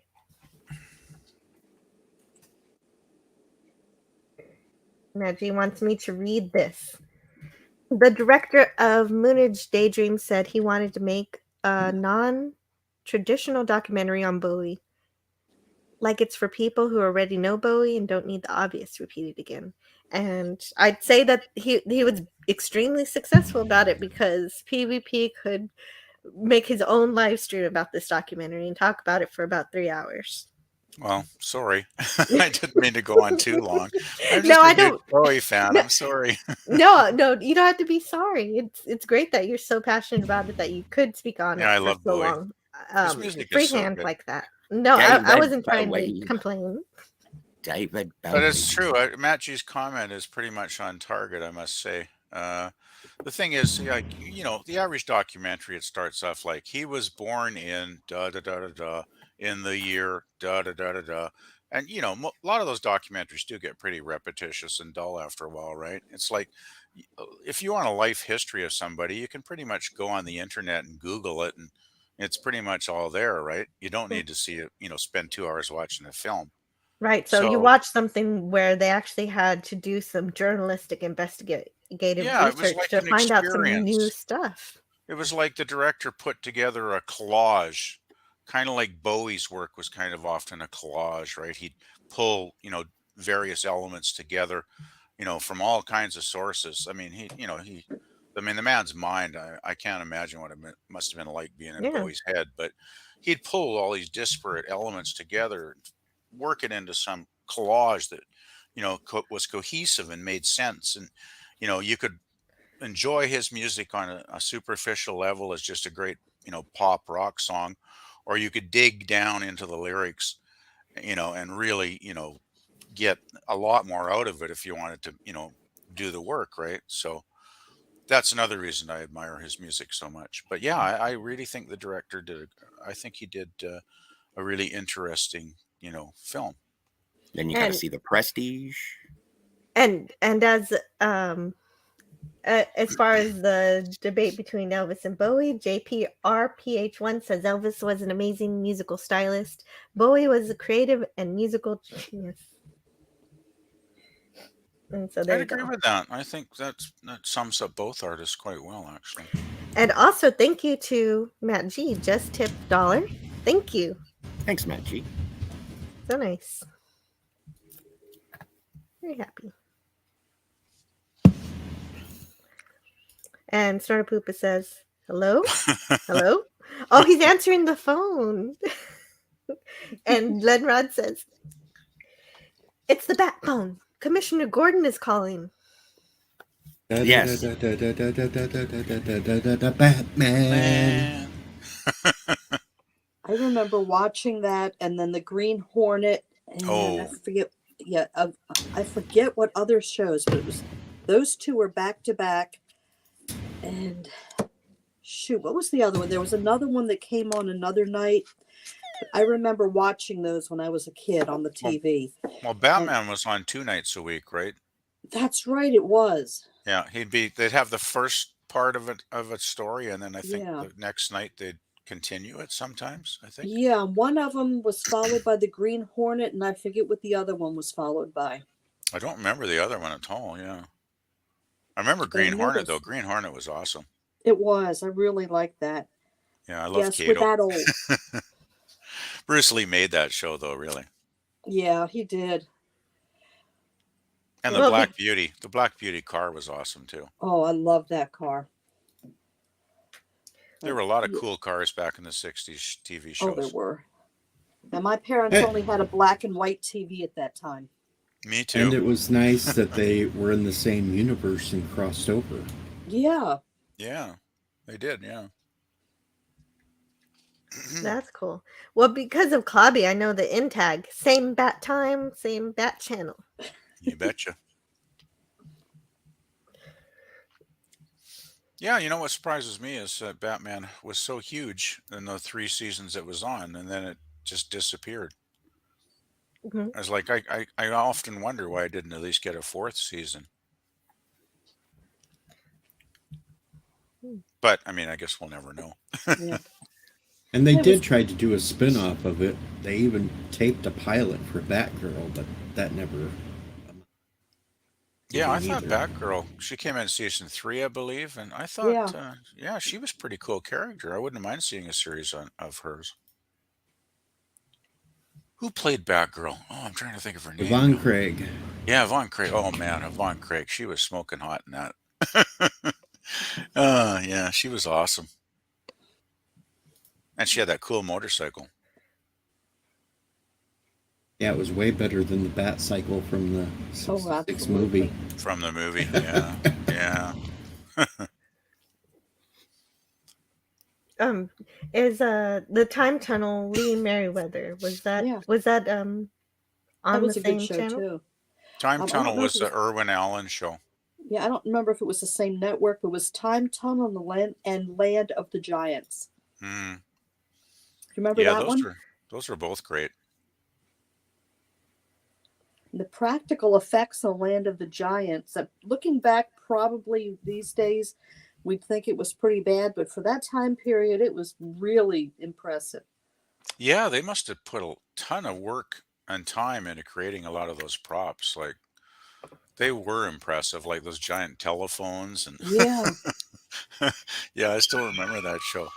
And and those. actually, in the Spindrift, their spaceship, the Spindrift, was pretty awesome too. That's the one thing I always loved about Irwin Allen shows: the spaceships and like even the submarine, the Seaview and Voyage to Bottom of the Sea. Yeah, They were always great looking models, great model work in his shows. yeah, it shows the attention to detail that caring people Oh, who are actually working on these things can put into it. I mean, these young people have no idea what we're talking about. You can hear this like a pin drop. You and I are on the same wavelength. The rest of them are just too young to remember. yeah, pretty much, eh? But I mean, back then, though, I mean, a lot of folks forget too that, movies were the big thing in the 40s and 50s. And Yep. then when TV started to come in big time in the 1960s, a lot of those old craftsmen that had worked for decades in the movie industry, when movies maybe they weren't getting the work there, they migrated into television, right? And Yeah. that's why you had so much high quality work in 60s TV shows, is because you had a lot of great craftsmen, cinematographers. I mean, you name it, whatever, type of work they did, they were migrating into TV. And that's why I think a lot of 60s television is of such a high quality. Well, even if you look at the cartoons, you have the quality of the Cinderella and Snow White movies that it looked like people practically were moving. If you didn't know it was animation, sometimes you could be fooled just by the fluidity of the movement. Yeah, And a lot definitely. of that carried over to television, although as time went on, it got choppier and choppier and degraded into what we have today. Yeah. Yeah, it started to slowly slip. I'd say it started in the 70s. 70s was Yeah. still pretty good, but things were definitely starting to go downhill a bit by then. And then by the 80s, it was starting to Yeah, it definitely got go. sad. Yeah. It's probably Was why it there's that no soon? more hours. Yeah, Pardon? Interesting. that soon? Well, it all depends on the show, I guess. I mean, that's quite some time ago, and I'd have to refresh my memory by watching a lot of stuff over again. But I think in general, I remember like the 60s shows being a very, very high quality for the most part. And the 70s shows were still, very, very good. But I just thought a lot of the 70s shows were just missing something. I don't know. It's hard to put a tangible, you know, to pin it down in a tangible way, but it didn't quite seem to have the same heart, I guess maybe I'd say. The Rockford Files has entered the chat. Oh, I love the Rockford Files. That was one show in the 70s that was great. Like that block, you get like Columbo, the Rockford Files, heck, Mrs. Columbo, the Bionic Woman. They had a spin-off called Mrs. Columbo. Yeah, they it starred did. They Captain did. Janeway. It did. Really? Yes, Yeah. Kate Mulgrew was the star, Jill. Believe it or not. That's funny. There's another I TV show know you that gotta sounds watch. like it'd be great. Okay. Add that to the list. One more thing. God, and this, Macmillan and White. I only have 500 things on my list. This will be no Well, problem. you got to Is get that another it? 500. Come on. I don't know. Charlotte's Angels. I'll stick with Black Sheep Squadron. Yeah, that was another That one. was good too. Yeah, that was with what's his name from Robert Wild Wild Conrad. West? Robert Conrad. Yeah, Yeah. I prefer Wild Wild West over Oh over yeah, that Black was Sheep. Though. fun. It was crazy. I love Michael Dunn as Dr. Lovelace. Yeah, he was great. Oh, he was such a good actor. And he was in a Star Trek episode too, in the Mm-hmm. one where they had the kiss between Kirk and Uhura. Yeah. Plato's Oh, stepchildren. Plato's. He played Yeah, Alexander. Plato's stepchildren. that's it. Yeah, Scotty's got it. Yeah, Michael Dunn was a fantastic actor. He really was. And yeah, Wild Wild West. I love the creativity of Wild Wild West. It was like what was it? It was like cyberpunk western kind of thing. It was. Yeah, it was like they were Secret Service agents, and they had all these drop down things with weapons and all these little trinkets and things that right now we would probably think are pretty campy, but back then it's like, wow, they actually did that type of thing. It still holds up really well though when I've watched the series again. Like West had that Derringer up the sleeve of his jacket. That was cool. And yeah, they were working for, I think it was Ulysses S. Grant was the president in the series. Yep. Yeah.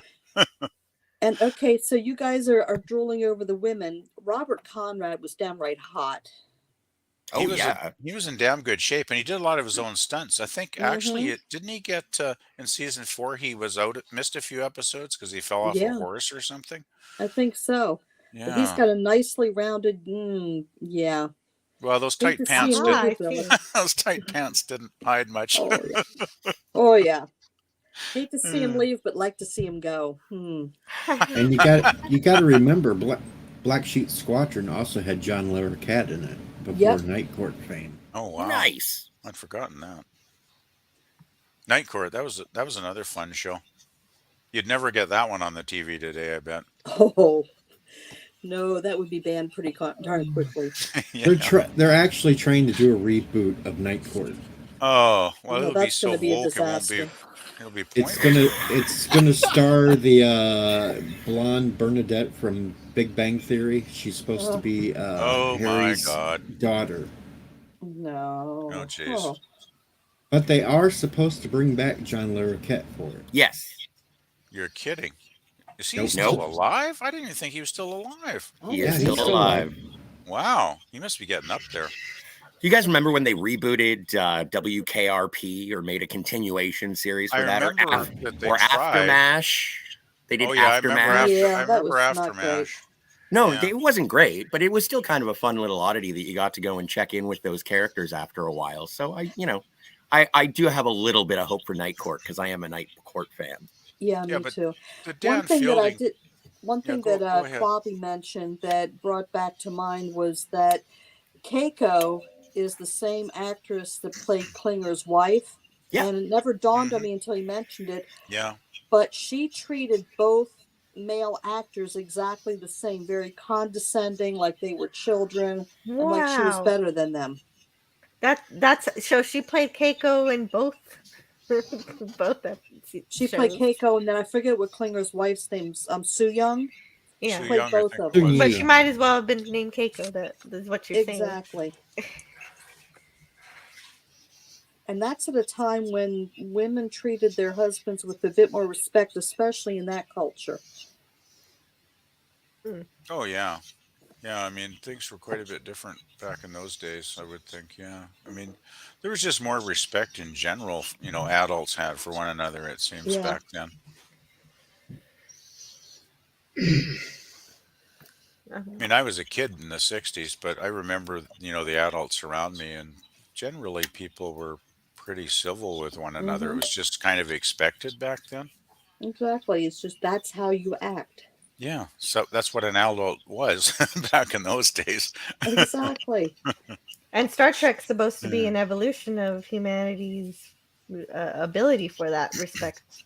And just Keiko missed the boat there. Oh, well, we do get the clawbony once in a while, though, so I guess it makes it worthwhile, Jill? Oh yeah, the clawbony helps everything. I've been needing to. Yeah, I love that thing.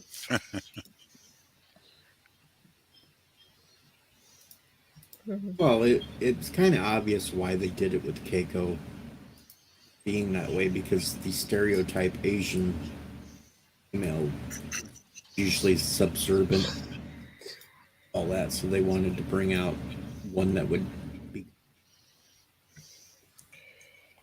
Well, yeah, I'm a Keiko I'm a Keiko Oh yeah, apologist. I know exactly what Scott is going for. So I used to be in a relationship where my partner wanted to pinch me into being a better person. So maybe I have a thing for Keikos.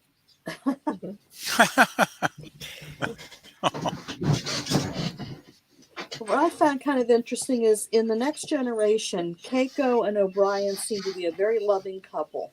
Mm-hmm. But yeah, exactly. But when the episode where the baby was born, that's when O'Brien was taken over by the aliens. Yoshi? Yeah. So O'Brien was taken over by one of those aliens, and I think at that point, if there was a change in their relationship, that's probably where it happened, because we really don't see them again together as a couple that much until Deep Space Nine. We see once in a while, but we don't get any interpersonal dynamics until Deep Space Nine. So they could say rationally that that experience changed the way she looked at him and changed their relationship and drove a wedge between them. Are you talking about that episode? Was it a time travel episode? I believe it was called Power Play, when they find that cluster of light, and it ends up being like some sort of prison anomaly, and they take over Troy, O'Brien, and Data. Oh, I remember that one. Yeah, I thought that was a pretty entertaining episode, actually. Hi, Toddmichael. It was nice to see Hello. Oh, hi, Toddmichael. I came to wish Jill a happy birthday. Thank you, Toddmichael, for stopping by. And thank you for the well wishes. And you guys are talking about the Star Treks and stuff, but I just wanted to say happy birthday. I think. And I have to go back to work, but you all have a good day. Oh, I wish I could. Well, I'm playing hooky as I'm working. Oh. Oh yeah. Toddmichael, are we going to Zoom later? Multitask. That's pretty cool. If you wish to. Okay, cool. I'll see you later. I'll get supplies. Surprise? I don't know. Supplies. It sounds like you already have plenty. No, just kidding. Oh. Thanks. Well, it's a party. He's getting PBR dark. Yeah, the good stuff. The good stuff. Well, Jill, happy birthday, and I must be going. Yeah, have a great day at work. Adios. So excited that you came by to say hi. Bye, Toddmichael. Hi. Bye. But that does make sense in terms of the wedge that would be put between O'Brien and Keiko, for sure. Because doesn't Data break Worf's arm or something? He broke someone's arm and then was very cocky about it. Yeah. So I should know this episode. Can you describe it again? Okay. Ro is in it. Just for a frame of reference, it is an Ensign Ro episode. And so there's like an anomaly where 3 beings come in and they end up saying that they're part of the stranded expedition for the USS Odyssey. Is it the Odyssey? I forget which one, but it's an ancient Starfleet vessel, and they say we've got this form. They're pretending to be disembodied Starfleet officers or something, right, Scotty? So, yeah. Mm-hmm. So then it's discovered that they're actually alien prisoners who are effecting a jailbreak from their phantom zone, if you will. They take over Troy, Data, and O'Brien, and then they take hostages in 10 forward. But they realize that if they zap them with static electricity or some such nonsense, then the alien beings will be forced out of Troy, O'Brien, and Data. And so Geordi and Ro go to a Jeffries tube above 10 forward to try and zap them, but one of the 3 people goes out of the area and then thwarts the whole thing. So they go to the bridge, they take Captain Picard hostage, and then they walk dramatically to Shuttle Bay, where they beamed aboard the rest of the prison colony who is going to infect the rest of the crew. And then, I don't know, they solve it. I forget how. No, you remembered a lot. They did something with the pressure, negative pressure, when they opened up the bay. When they dropped the force field and it sucked them out. So I don't remember exactly how they did it, but they got them all, tricked them all, got them down there, and then basically evacuated them. Yeah. Wow. I don't remember this episode at all. I need to go see it. It's called Power Play. Parrot's One a of very one of the good parts is when Worf had to deliver the baby, and he says, "You may now push." Oh, that's the part. I remember that part. No, that's a different episode. That's Disaster. That's Oh, right. Yeah, okay. mixing up the two episodes. You're right. Yeah, but that was an epic line. Yeah, when Keiko gave birth, that was in Disaster. That other episode you're talking about, I think she'd already had her baby. In fact, the possessed O'Brien was telling her, "Shut that baby up." And I'd like to just point out that I am not the father of Keiko's baby either. What proof Welcome. we have? Nobody welcome that. Kapla, Berto, play 5. Kapla, hello world. It's Berto Prey 5. Happy birthday. Thank Minus you. 1. Minus 1. Antiderivative, Jill. Unless you're in Australia, then it's already my birthday. All those people are truly blessed. So they'll have 2 days of your birthday to celebrate. Yes. Probably will. Jill, I probably won't. Quick thing, I probably won't be able to stay much longer. Okay, well, we're happy to have you as long as you'd like to be here. And when you got to go, just let us know and we'll see you out. Do you want to go now? Gallic has planets he's got to try to conquer. Yeah. You want to plug your channel, or do you have more time? No, I'm not gonna go just yet, but I'll probably have to go soon. Okay, let me know when you do, so you can talk about your channel before you head out.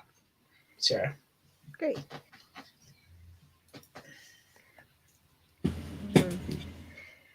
The chat has been so incredible that I can't even decide where to go. So I'm just going to say, Claude Parrish says, MASH put a lot of Asian actors to work. In one episode, all the locals were coming in for medical checkups, and they were all named Kim Luke.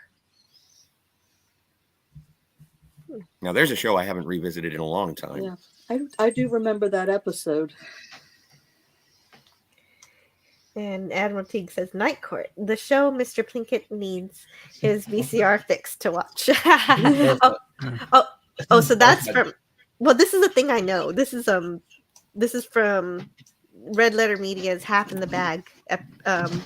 It's their movie review series where Mr. Plinkett's VCR is broken. And they pretend they're going to fix it, but instead they watch movies and review them. And the latest... Sorry? I thought they were serious about fixing the VCR. They just get sidetracked. I'm kidding. I'm sorry. Never mind. No. I liked it. I was just quiet in case it was going to be a story. The last episode had it wasn't even a review. It was strictly a skit about Mr. Plinkett becoming younger again. And he refers to the Night Court and says, you know what? I finally did watch Night Court. And it was pretty cringe and outdated. And come on, Night Court gave us Brent Spiner there as second best character ever. I loved his character on Night Court. It was hysterical. It was. It wasn't the same after Bull left. Yeah. Bull never left. He's always with before us. Bull No one's got ever really there. gone. Whatever it was, they didn't all have Bull. That's all I know. No, Bull was in all of them from the beginning. Yeah, was he? Bull didn't leave. I think so. Oh, that's right. Yeah, Selma. Bull was in a lot of them. Yeah. Night Court is very high on my list.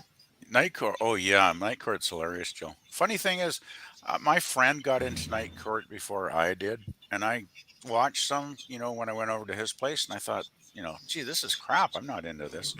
And the funny thing was, a few years later, I started watching it on my own, I don't know, I just tuned it in one night, I guess. And it's like, hey, this is actually really good. So it's like somehow I just, changed. I just flipped from, not liking it to really, really loving it. And after I really kind of got it finally, it's like, yeah, this show is really hilarious. It's a really good show, actually. It was like me with Boston Legal. I thought it sounded stupid as hell, but once I started watching it, I thought it was pretty funny. William Shatner's Denny Crane. Well, he got the Emmy for that role, didn't he? Yes, I think so. he did. Because there was a punchline at some point that I heard, and it was like, "Can you believe it? William Shatner, Emmy award-winning actor." And I was like, "Yes, I can believe it." I can believe it. I always thought Shatner was a great actor, really. He did become a parody of himself in the 80s a little bit. Well, I don't know. I like T.J. Hooker, though. No one could you know, ride a hood like it's him. a cop show, right? I mean, how seriously are you going to take it? You know, it's got all the cliches, but that's kind of what makes it fun in a way. Oh, and Gap After Dark has to leave. Goodbye, Gap After Dark. See you, Gap. And come on, William Shatner fighting a bunch of spiders. Kingdom of the Spiders. That was a good movie. I like that movie.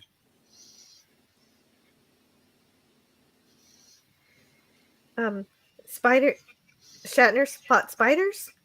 Yeah, Yes. Kingdom of the Spiders. Very It's cool awesome film. movie. Okay. He did it not too long after Trek. I think, what is it, 72 or 73 or something like that?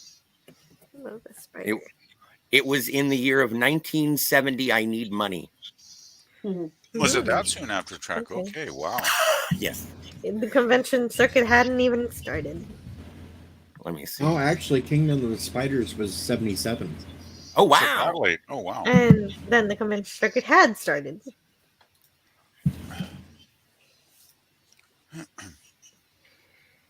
Kingdom of the Spiders is better than Kingdom of the Crystal Skulls. Changed my mind. I would probably agree with you. Bird Though will I argue haven't that one. Bird will argue that. I'd agree. No, he wouldn't. Holy crap. Though I think Kingdom of the Crystal Skull is going How do to I be get a better card than like- the newest thing. They're How do I coming get out that with. card? How do you Sorry. get what card? Sorry. How do you get what card? What's going on, Dalek? Do you want to share? It's just, sorry, it was just something I'm looking. Are any of you familiar with a game called with a franchise called Yu-Gi-Oh? Yes, I've heard of it. I don't really know anything about it. Is it like Pokemon? Kind of, yeah. It is from Japan, just like Pokemon. It's an anime. It's a manga / anime / trading card game. And it's a franchise I've been obsessed with since I was a kid. Great. I would, and I don't mean just as a frame of comparison. Yu-Gi-Oh is probably the GoBot if Pokemon is the Transformers. Then what is Digimon? Though GoBots did come out Insectors. first. Oh, you know what? Do you know what Insectors is? Yeah. Silverhawks, for sure. Brave Star with his trusty companion 3030, the robot horse. Anyway, look. The point. Wow, Basically, I was watching watching a video about this. He's playing this ridiculous Yu-Gi-Oh card I've never seen before. And I was like, wow, how do you get this card? I've never seen this before. Wait a minute. Dalek's watching another stream while he's sitting on Jill's stream. No.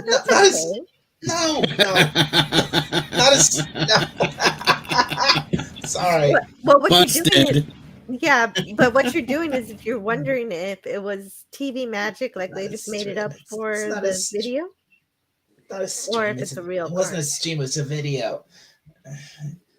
Sorry. No, that's fine.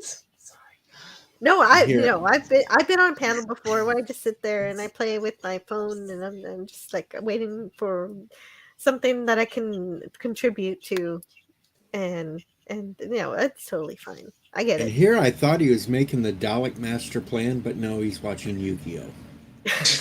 No wonder the Daleks fail all the time. Well, they can fly. Well, I was actually watching a video done by a YouTuber who plays Yu-Gi-Oh.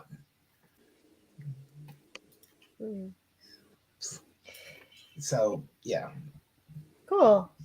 Well, now at least I know what you were talking about when you said, "How can I get that card?" It's a card for the Yu-Gi-Oh game. That's what I was talking about. Yeah. As opposed to the business card of the chief Yu-Gi-Oh.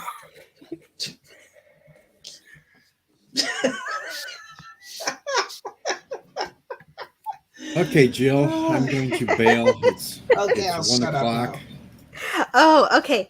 Thank And you so I much. haven't Hey, ate yet. wait a I haven't minute. ate yet, so I You gotta gotta go eat. No, wait. Okay, but plug Don't your put me channel. up You have a big. channel. Hey, you have a channel. Talk about it. Oh wow! I have a channel where I do random things. I think next week I'm going to do the 48-hour live stream. 48 hours. Prepare for that one. And Yikes, that's a long show. I also appear over on Hunstar's channel as co-host of Name That Tune on Sunday nights too. So I get a little busy at times, and I'm finally feeling better after having that stupid virus for the past week. So I may be didn't know on you were later. sick. Well, I didn't really advertise it much because everybody Because then does everybody's that. gonna say, "Oh, I." Yeah, I didn't want to hear all that Oh. garbage, so I just chucked through it. And Hey, that's great. You're feeling better now, though, and you're ready for you're healthy again for 48-hour stream. I hope it doesn't make you sick. I'll probably do a stream later today at some point. I don't know when though, because I gotta let Bird do his stream and stuff. Right. He's gonna Bird's when more I leave to go get my kids, Bird Pray 5 starts streaming, and then after that you can stream. Yeah. So, but I gotta go get food, so I get the hell out of here and Yeah, go eat. What are you doing munch on here? something. I came here because the pink bunny had to sing "Happy Birthday" to you. Yeah, I've been wanting that for years, so thank you. No, you didn't. No, you didn't. Yeah, I have. You make videos You- for everybody, and Just that's so cool become that one you of stopped by. the victims of It the was odd well one. done, Deej. It was very good. So go eat, and I'll see you later. All right, take it easy, everybody, and stay here with Jill until she leaves because she deserves all the attention today. Yeah, thanks. See you, Deej. Bye. Bye, Deej. Hi, Deej. Hi, Deej. So I got something special today in the mail. My copy of Free Enterprise came. Wow! Yay! Wow. Hey. It only took 7 days. Wow, Only that's took great. a week. Yeah, Amazon didn't have it Prime. It was a third-party seller. That's really But, fast this time of year because the postal system's usually clogged up around December. Wow, only a week. That's quick. That's pretty I great. I really shipped love it that out. movie. I'll Well, check I'm it out aggravated soon. with the postal service right now. I've sent out a few people's cookies, and some of them went regular mail because it was a lot cheaper than priority. The general mail stuff got there before any of the priority mail stuff did. 2 of my Oh, jeez. priority mail packages have disappeared into the Ethernet, and the tracking numbers don't even exist. Oh, that's not Jill's good. cookie should have been there a day before they got there. So it's like, why am I paying for priority mail when the When packages regular don't mail get there? does the same thing. Sounds like Yeah. regular mail's the way to go from now on then, Sandra. Yeah, that's what I'm thinking. Yeah, did you complain? Like, did you say, what's going on there, guys? Vociferously, and they haven't gotten back with me. Oh, yeah. It sounds like the non-existent customer service these days. Yeah, just like the helpless desk when I have problems at work. Yeah. Oh yeah. no. Customer Oh service. no. It's not good. I loved working for IT. I'd come out myself to because if you just do it over the phone, you're not gonna understand the problem as well as if you're outsourcing it. If you're outsourcing the IT, then you're never going to have that personal touch with fixing whatever's going on. When I'm dealing with the IT at my facility, it's golden. I have absolutely no complaints. But when there's things that have to go through the main server in the main city, it's like pulling teeth. I contact our helpless desk, and I might get a help desk ticket 12 hours later, maybe the next day. And then it takes them several days to work on it, and I have to keep bugging them. Right, and you can't even open your own ticket. And there's a process. Exactly. Oh my goodness, that's too much. But it's a state system, so of course they're understaffed. Hmm? Yeah, yeah. IT can be pretty slow moving. Yeah. Well, like I said, my local one is great. Of course, I do bribe him with cookies from time to time. Oh. Sort of Poop is Cuber says the cookies disappeared into the postal worker's mouth. You could very well be right. Wow. Well, they do hire a lot of temporary staff this time of year at the post office, I believe. At least in Canada, I think they do. So you never know. Some of the folks they hire, I suppose it does happen that sometimes stuff does get stolen in transit because Oh, maybe yeah. some of the folks they hire, just for the month are maybe not the most reliable people in the world. There was one office not too far from me, maybe about 20 miles from me, that they had a temporary worker and he was sick. And they went to his house to check on him, and the garage door was partway open. So they pulled up the garage door thinking he might have been in there, lying there dead or something. And they found bags and bags and bags of undelivered mail. Wow. Wow. It's like that Dead Kennedy song, Yeah. stealing people's mail. Yeah. Jeez. Yeah, I'm sure. Terrible. I'm sure it happens. Yeah. I mean, And I they haven't. hoard the mail, and who even knows why? Yeah. Well, I think a lot of times, I mean, if they're parcels in particular, Yeah, it's just right. it's just For the greed. items. It's just theft, basically. Or it's also somebody taking advantage of the unsupervised nature of being a letter carrier. And if you want to Yeah. call in sick that day, all you got to do is pick it up, go home, crack a beer, and call it a day. Yeah. Well, and at one point, I know that they were saying you have to have your bags completely empty, your truck completely empty. You cannot bring any mail back to the facility. And during times like this, when it's super busy, they'd be at the end of 10, 12 hours and they're like, I'm done. And they would Yeah. just take it home with them. Yeah, the mail system definitely is not perfect. There's definitely flaws. But at least we have a mail system. Oh yeah, generally, I mean, like I mean, I have a regular job where I work a few days a week, but I also sell stuff on eBay just as a supplement to my income. And I've been on there like 16 years now, and I think in 16 years I've maybe lost 3 parcels. I mean, Canada Post is generally pretty darn reliable, so it's really an exception to the rule when you get a bad egg, so to speak, in the system. I think it's pretty rare, which is good.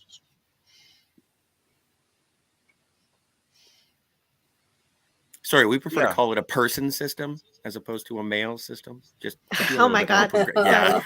yeah. Geez, Hey, look, woke the Scotty. Ginger Menace is here. Hey, Ginger Menace. She says happy Hey, birthday. Ginger Menace, wow. Thank you. Hi, Mary. Haven't Yeah, seen the Ginger hi. Menace even in Doomcock streams for a while.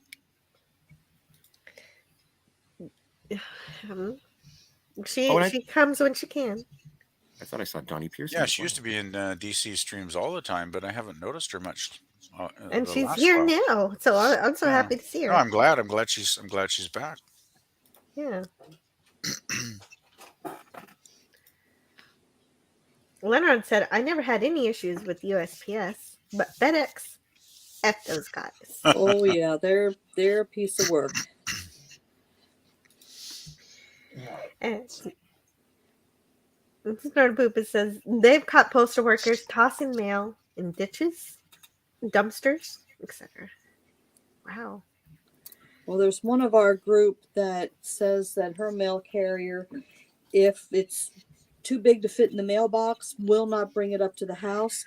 They'll just throw it in the snow or the dirt or whatever next to the mailbox, and good luck getting it. Oh my God, that happened when I sent some gifts last year to the I wrenches. remember that. It happened to Big Daddy MRI when I sent it to him. They just tossed it in the ditch. That's terrible. Yeah, and it showed up a couple weeks. He finally saw it, but it was all Wow. damaged and everything. That's horrible, Jill. Yeah, Gosh. Amazon replaced it. Oh well, that's good. Mhm. That's one thing. Canada Post. If the parcel's too big to like, I'm in an apartment, right? And we have all the letter boxes down by the lobby, and if something's too big, they'll generally just leave a ticket where you can just, bring your ticket to the local post office and give them the ticket, and they take the parcel basically back there, so it's pretty safe that way. So That's good. The Ginger Menace says, I am so sick. I either have the flu or COVID. I've been sleeping since yesterday. Love you. I'll try and show up for the first part tonight. Oh, well, I that would hope be you great feel to see. better. Yeah, I hope you feel better soon. And if you can, it would be great to see you. Um, There's something thanks going for around showing up though, here. because even up here, like there's been people in my office this week, like two or three folks got sick for a while, and my cousin and his wife, they were sick for like 10 days, and must be like a flu or something going around. Yeah. And Herc130 says, had to go to lunch. Peanut butter jelly time. Jill, I'm going to take a short recess just to take care of a quadruped. I'm going to do my best to come back. Okay, say hi to Snoopy for me. Yeah, I will do. Snoopy. I'll see you guys in a bit. Okay. Although there's no way for Snoopy to know me. Dogs know you by smell. So that's true. He's not going to care about me. My Snoopy has been misbehaving and then being an ornery little thing. He has gone over to the shelf where I've got some things that I had, paperwork I had when we lived in Germany years ago. And it's with my photo albums. And he has never touched it. We've been in that house for 4 years. He has never touched it. Yesterday he went over and he used his lips to work this little folder out, and then he pulls it out and he starts throwing things all over the floor and prancing. Oh, and then I had to trade. And then he started pulling books off the shelf. It's like, Snoopy, what are you doing? So I finally got him to stop that. He came over and sat next to me and kept bopping me with his nose and his paw. I still don't know what he wanted, because every time I would move to get up, he'd start taking me into the kitchen and then just stand there and look at me. Like, what do you want, dog? And when a 70-pound dog is batting at you and bopping you, it's not like you can ignore him. That's a big dog. Right. Yeah, because my cat does that, Wow. but I can ignore her because she's a little cat. Yeah. Good. Yeah, she does that to me too, where she'll take me to the kitchen too. And I already fed her. She had food. I don't exactly know what we're doing here either. That's Well, weird. two things Wow. that Snoopy will It's just want to go attention, I for. guess. Yeah, two things that Snoopy does like are bully sticks and cow ears. So he knows that in the evening, after I get home and we've had dinner and we're checking email and everything, he can have an ear at that point. So we go to the cabinet where the ears are and open the cabinet, and he reaches in the bag and pulls out a cow ear and then prances across the floor. So I don't know what he wants after he's had his cow ear. He just wants to be an ornery dog. Oh, yeah, I guess so. I don't know. Well, you know him better than we do. Yeah, well, I don't have any pets, so it's a mystery to me. Yeah, I haven't had a dog as an adult yet, and I haven't had a dog since I was like a teenager. Right, so I was a it's been kid a too. while. And it's different when you're a grown up and you have all the responsibilities. So maybe someday I'll have one. Yeah, too much responsibility for me right now. At my stage in life, I have enough trouble looking after myself. Yeah, and I got kids. That reminds me. The birthday present that I'm going to get myself is going to be an axolotl. So not as complicated as a dog. It's just an axolotl. I'll show you in a minute. A Hold what? on. I don't even understand what you're saying there, Jill. An ex-lotto? Are you playing the lottery or something? I'll show you in a minute, PvP. Give me a minute. I just want to say hi to Tony Stark. Hello, Tony Stark. Thank you for being here. He says happy birthday, Jill. One push-up per year. And yeah, that's too many push-ups. I don't want to. And he said he'd hop on, but his phone hates full panels. But, I'll send you the link anyway in case you feel like risking it. Why not? Yeah, so if anybody wants to be on the panel, just let me know and I'll send it to you on Twitter. Tony Stark. Actually, I'm just noticing that background you got of the Enterprise flying through the neighborhood in a snowy evening. That's pretty cool. Yeah, thank you. It's like as if Kirk was Santa Claus delivering presents or something.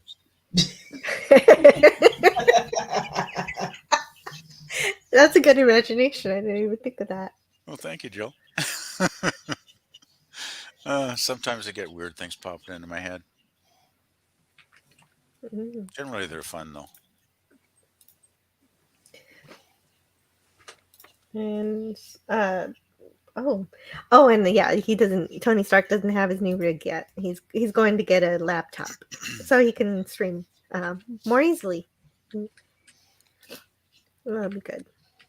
Speaking of streaming, do you have to have like a minimum of 1,000 subs or something to be able to live stream? What do you mean? No. I've never live streamed, but aren't there some YouTube rules where you have to have a minimum something? No. No. No, you have no. For Just an live account. streaming? No. On YouTube, it's no minimum, but you do have to do an extra confirmation on your account, like verify it. Oh, okay. On mobile, there used to be a limit, but I think they took it away.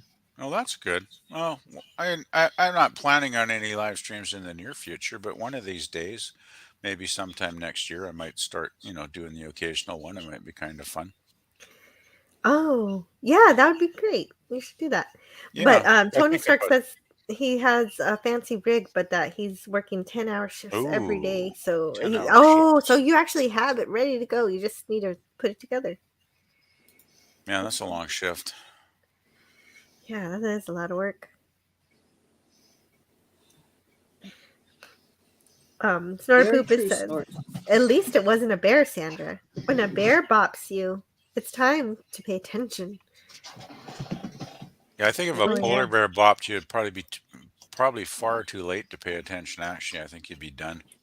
Yeah, then you'd be lunch. Those bears are big, big suckers. Yeah. Mm-hmm. They are.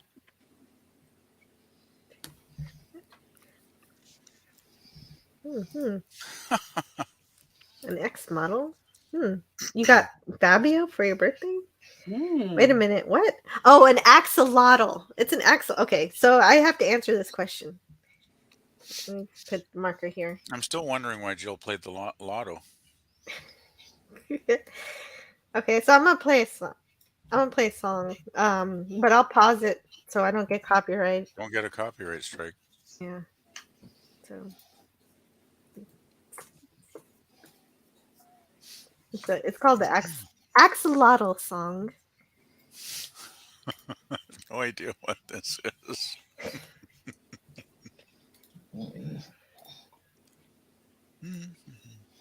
It's how I learned about axolotls. Here we go. I used to be an axolotl. I did what axolotls do. I breathed through gills, my skin was mottled. I know you won't believe it's true. But then one day I found a... Okay, well, anyway. He found a bottle filled with salamander goo. He drank a little, then a lottle. He necked the whole ungodly brew. And now he's a salamander. So these are axolotls. They're cute little fishy kind of lizard thingies. I never heard of them. I've actually learned something today. Yeah, so there's the axolotl right there. Oh, wow. Man, actually, we don't need aliens. Planet Earth's got enough weird creatures as it is. I know. They're kind of cute, and I want one. But I'm not gonna. Wow. But if you give them this salamander glue, then they turn into salamanders. So they eternally turn. Sounds reasonable to me. So they stay babies forever unless they take this kind of substance that makes them grow up. And so this is a lamentation song. Really? For a lamentation song, I'm sure laughing a lot. Yeah, this is a lamentation song about this.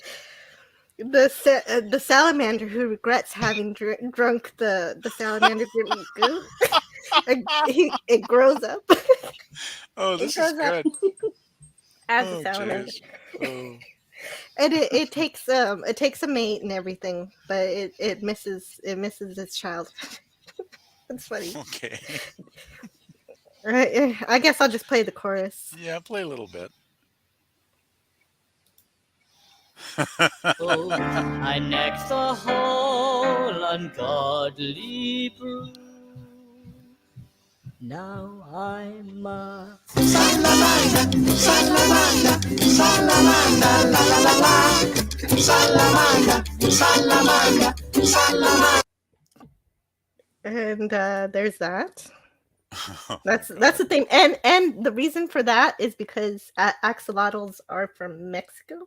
Oh, really? They That's only in their Mexico? that's their Their habitat. natural range, so to speak.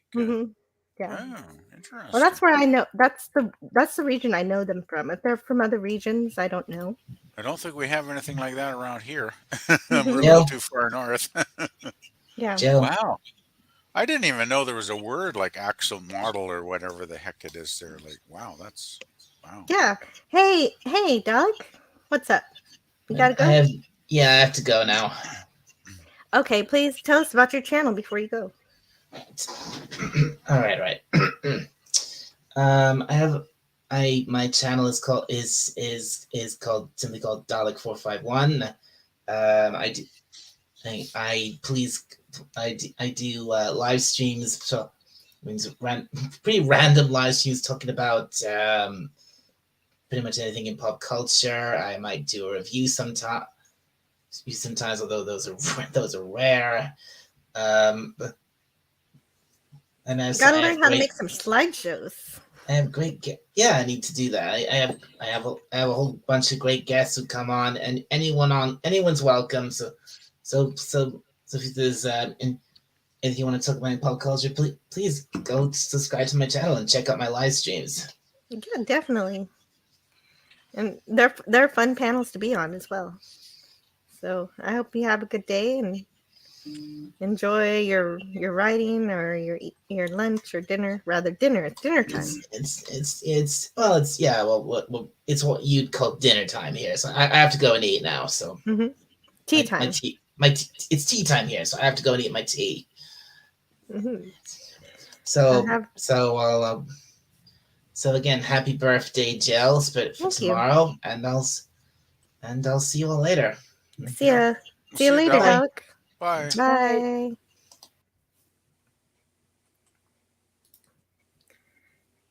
Oh, yeah. Okay, so I got distracted by axolotls, so it looks like Scotty dropped completely. I guess he had to go take Snoopy for a little walk. He said he'll be back, though, I think, didn't he? Oh, yeah, he did. Either way. Anyway, that's an axolotl. Axolotl. That was really strange. I didn't even know such things existed. Like, wow, that was very cool. Me actually. either. Well, no, that song is just hilarious. The song was kind of crazy. it's crazy. It is crazy. I like when they went into the chorus. Was it like kind of a Day of the Dead kind of thing or something in the background there? It looked like. Yeah. So it was a Mexican theme, and seemed like it. Yeah. Oh, it's perfect. Speaking of themes about death, have you ever heard Oingo Boingo's album Dead Man's Party? Tell me about it. Well, it's basically an album with a theme running through the songs about death, and yet it's a very upbeat, up-tempo, kind of fun party kind of album. Oh, neat. Lots of great songs. Yeah, it's really, really good.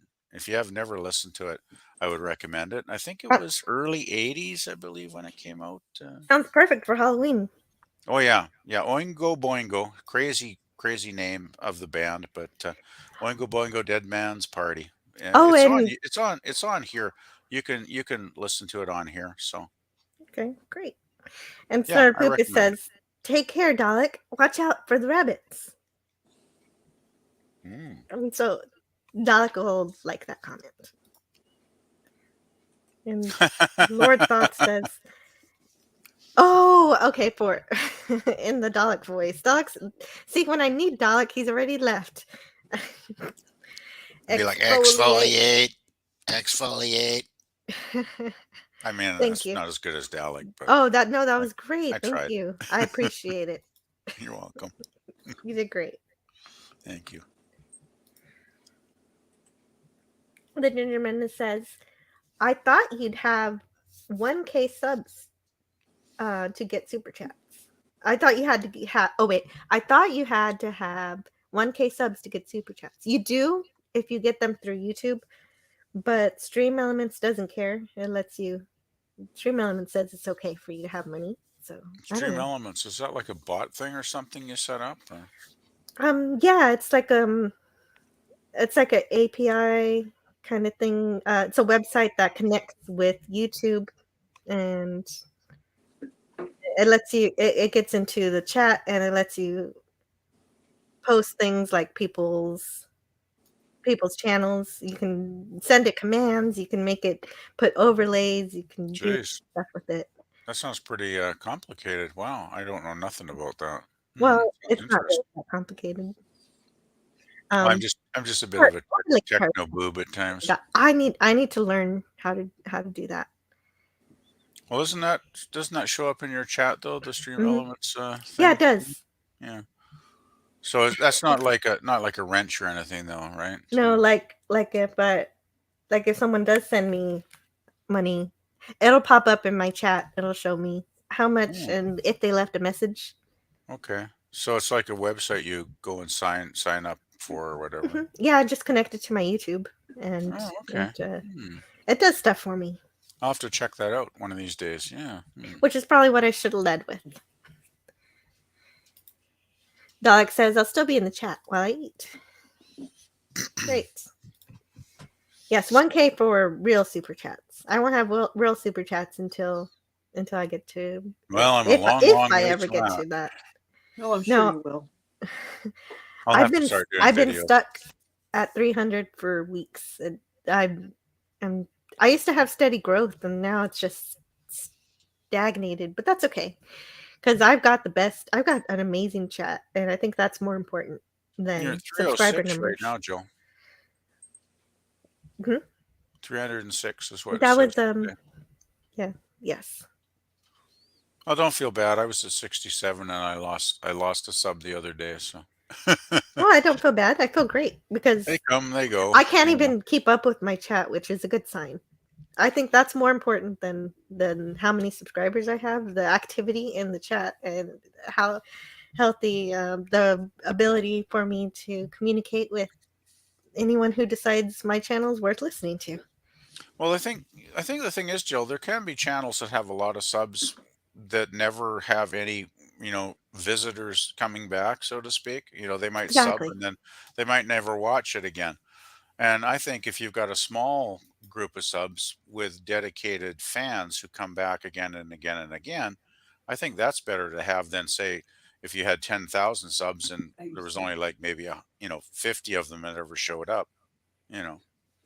Good point. Raymond's got like 230 subs, and it's a small group, but he's got a faithful group that are always there, and we can always depend on him, and it's a fun group of people. I don't know if I'd really want him to get 1,000 subs.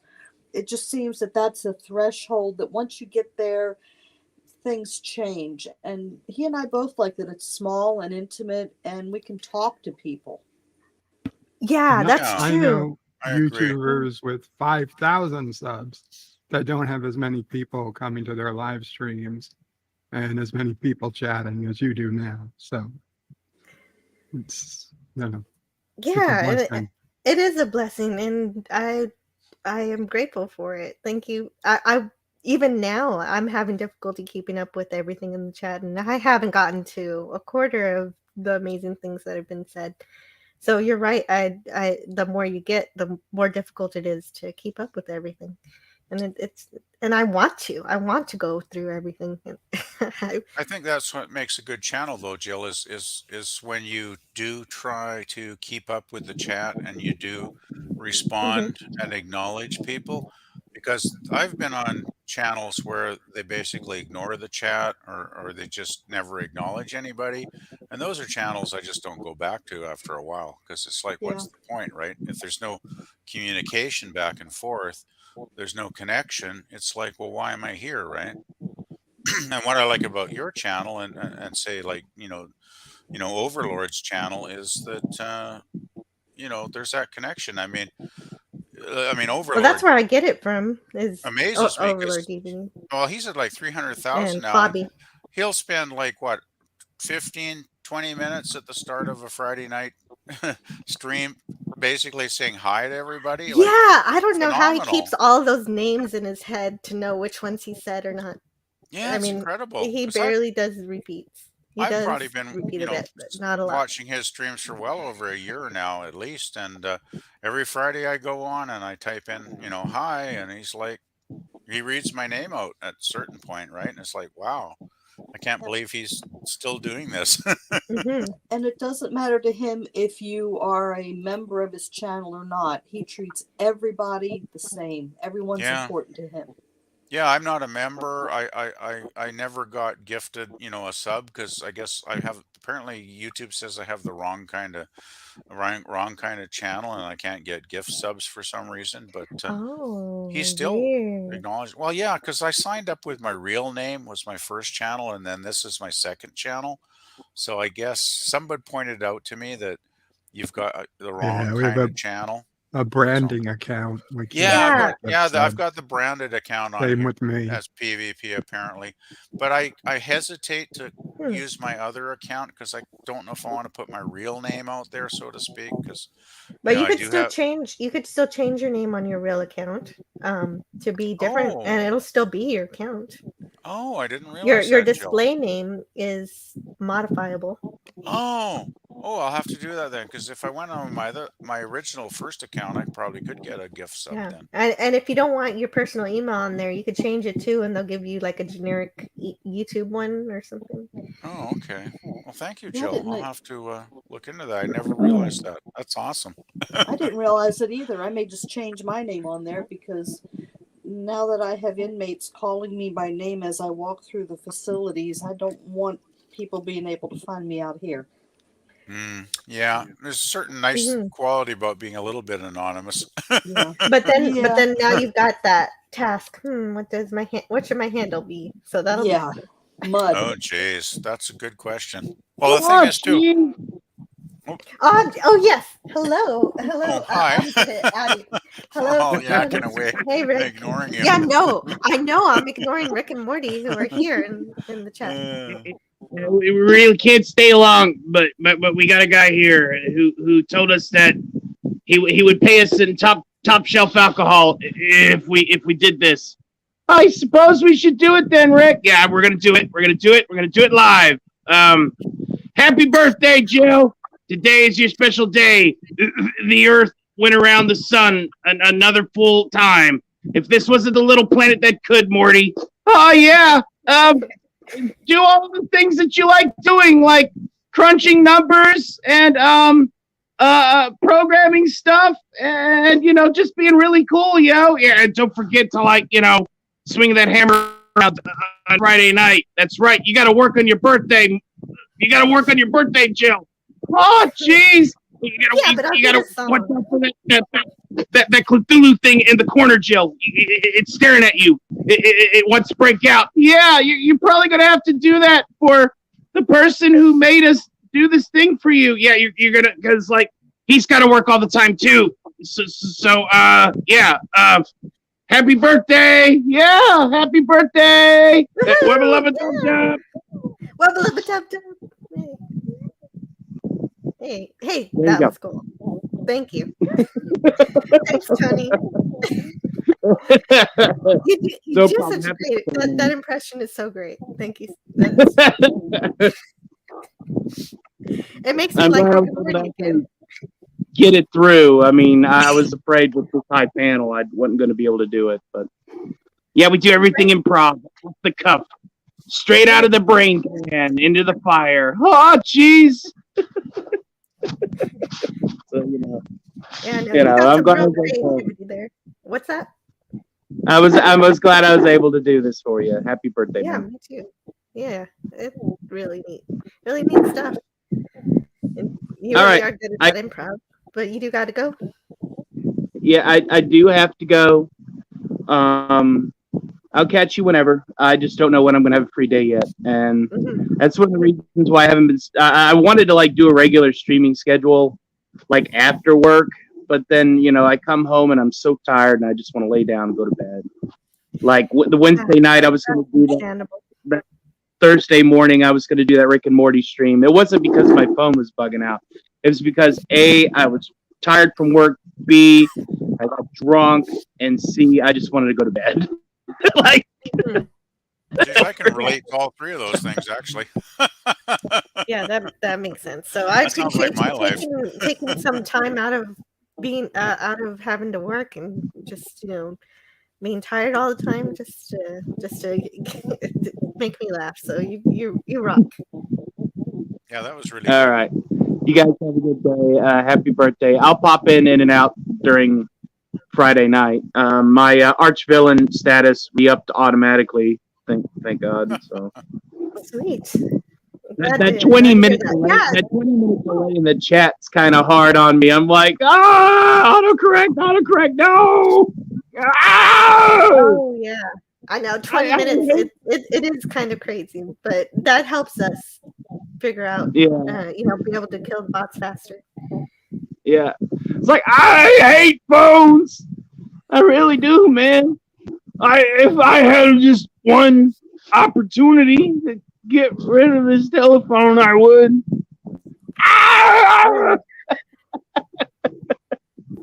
Nobody likes Bobcat around here. Well, okay. My 15 minutes of fame are over.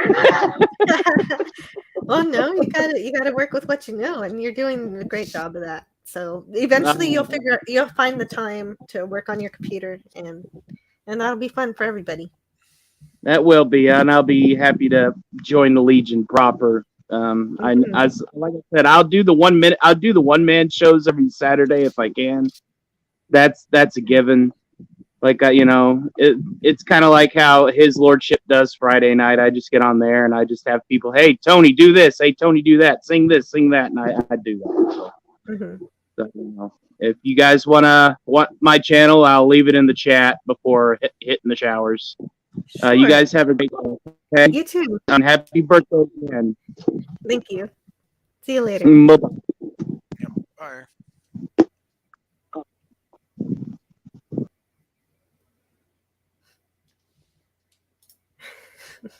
Well, that was entertaining. Yeah.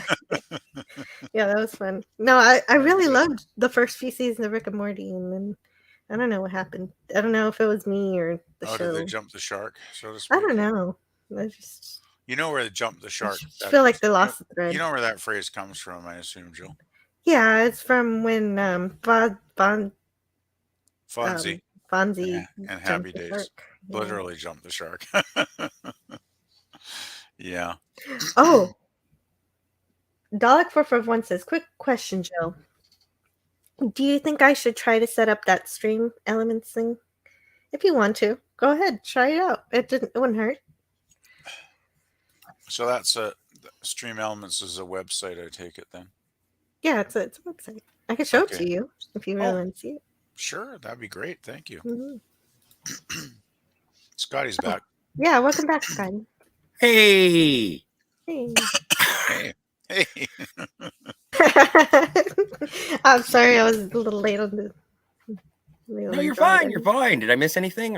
Was Tony here and I missed him again? Yeah, you missed a whole Tony lot. was You missed so here. much, Scotty. We can never tell you how much you missed. I already had 2 performances. I had Rick and Morty wish me a happy birthday, and then I had Deej sing his birthday song at the beginning. You were absent for both of those performances. No, I think I was here for the happy birthday song. Oh, you were? I think so. Well, you were probably in the chat at that point. Because he did it as soon as I started my screen. He did it again, though, because Son of a Red Shirt was here. And he sang Son of a Red Shirt. So I got 2 Deej. You got 2? Nice. Mm-hmm. Yeah. Happy unbirthday, lady. Yeah, happy Australian birthday right now. Down under birthday right now.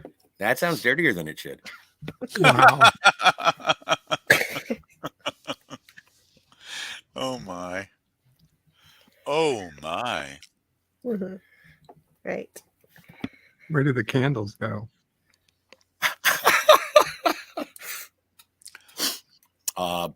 Nope, not gonna say it. I already got In told the off for cake, being obviously. in the cake. Duh. In the Yeah, no, cake. that makes sense. That makes sense. Oh my God. People's minds are in the gutter. Oh, continue to stream elements. Yeah. So I pick my YouTube channel, which is this one right here. Okie dokie. And so this is Stream Elements. Oh, and it tells me that you don't need to know that. Okay. Well, don't show us anything you shouldn't be showing us, Jill. No, I won't. It's all good. Activity log. Okay, so it tells you what super chats you've gotten in the past. Wow, $20. Holy crowley. Yeah. Oh, just today, Eugene Bird gave $20. Well, that's a Thank you, mega tip. Eugene Bird. Wow. Yeah, it was. I I appreciate anytime someone finds any value in my stream, whether that be participating in the chat or Geez, you're raking the cash in there, Jill. doing that. No, well, more than yeah, for a hobby that I do this work for free. So Well, hey, why when not make a few bucks? I mean, you when I put many can. hours into this. You I deserve really do. Not today, except for today. I didn't do any work today. Well, hey, when you can make $21 on your birthday just chatting, that's pretty good. I think so. Yeah, pretty cool, huh? Yeah, that's cool. Thanks for showing that to me, Jill. That's cool. And but more than that, it does other things too. Overlays I haven't done yet, so I'm not going to worry about that. And then it has the chat bot. That's what I actually got Stream Elements for to begin with. So you got commands. You got what I mostly use are the custom commands here, where if someone I know has a channel comes into the chat, I can put their channel link in. Oh. Like I did with Dalek earlier. And so, like for Dalek here, you just put in the command name, who can use it. So anybody can type in exclamation, something, and if they know the command, they can tell people to subscribe to stuff. Darius has used it before for me. And that's it. That's Stream Elements. Yeah, David has had some trouble with it on and off. Sometimes he says the bot goes to sleep and he can't wake it up. Yeah, right. Oh, yeah, that's another thing. You gotta mute it or kick it. You gotta kick it from your channel and then put it back. Bring it back in. Yeah. But it is really handy if you have long links or something you want to put in there. When he does his streams, if he has a guest on that has a channel or a link or something, then he will go ahead and link it to one of those bots. And all he has to do is his little queue, whatever it is. And it's a lot faster than, sometimes it's faster than I am highlighting and putting in the chat. If he has to wake up the bot, I'm faster.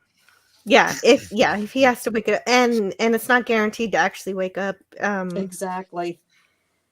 It was really bad for about a month, and then it got better. It just stopped working completely, and then somebody fixed it. Really? That's weird. I wonder why the bots need to sleep anyway. I know. It's like, do bots dream of electric sheep? Yes. The answer is yes. Oh, okay. That's just so wrong.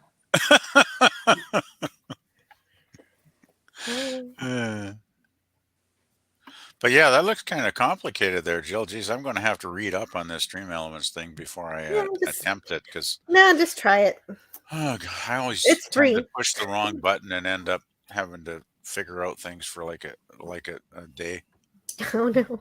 Oh, speaking of annoying things, tech wise, did anybody else? I've got the the Windows. What the hell's it? The browser name? The Microsoft Edge.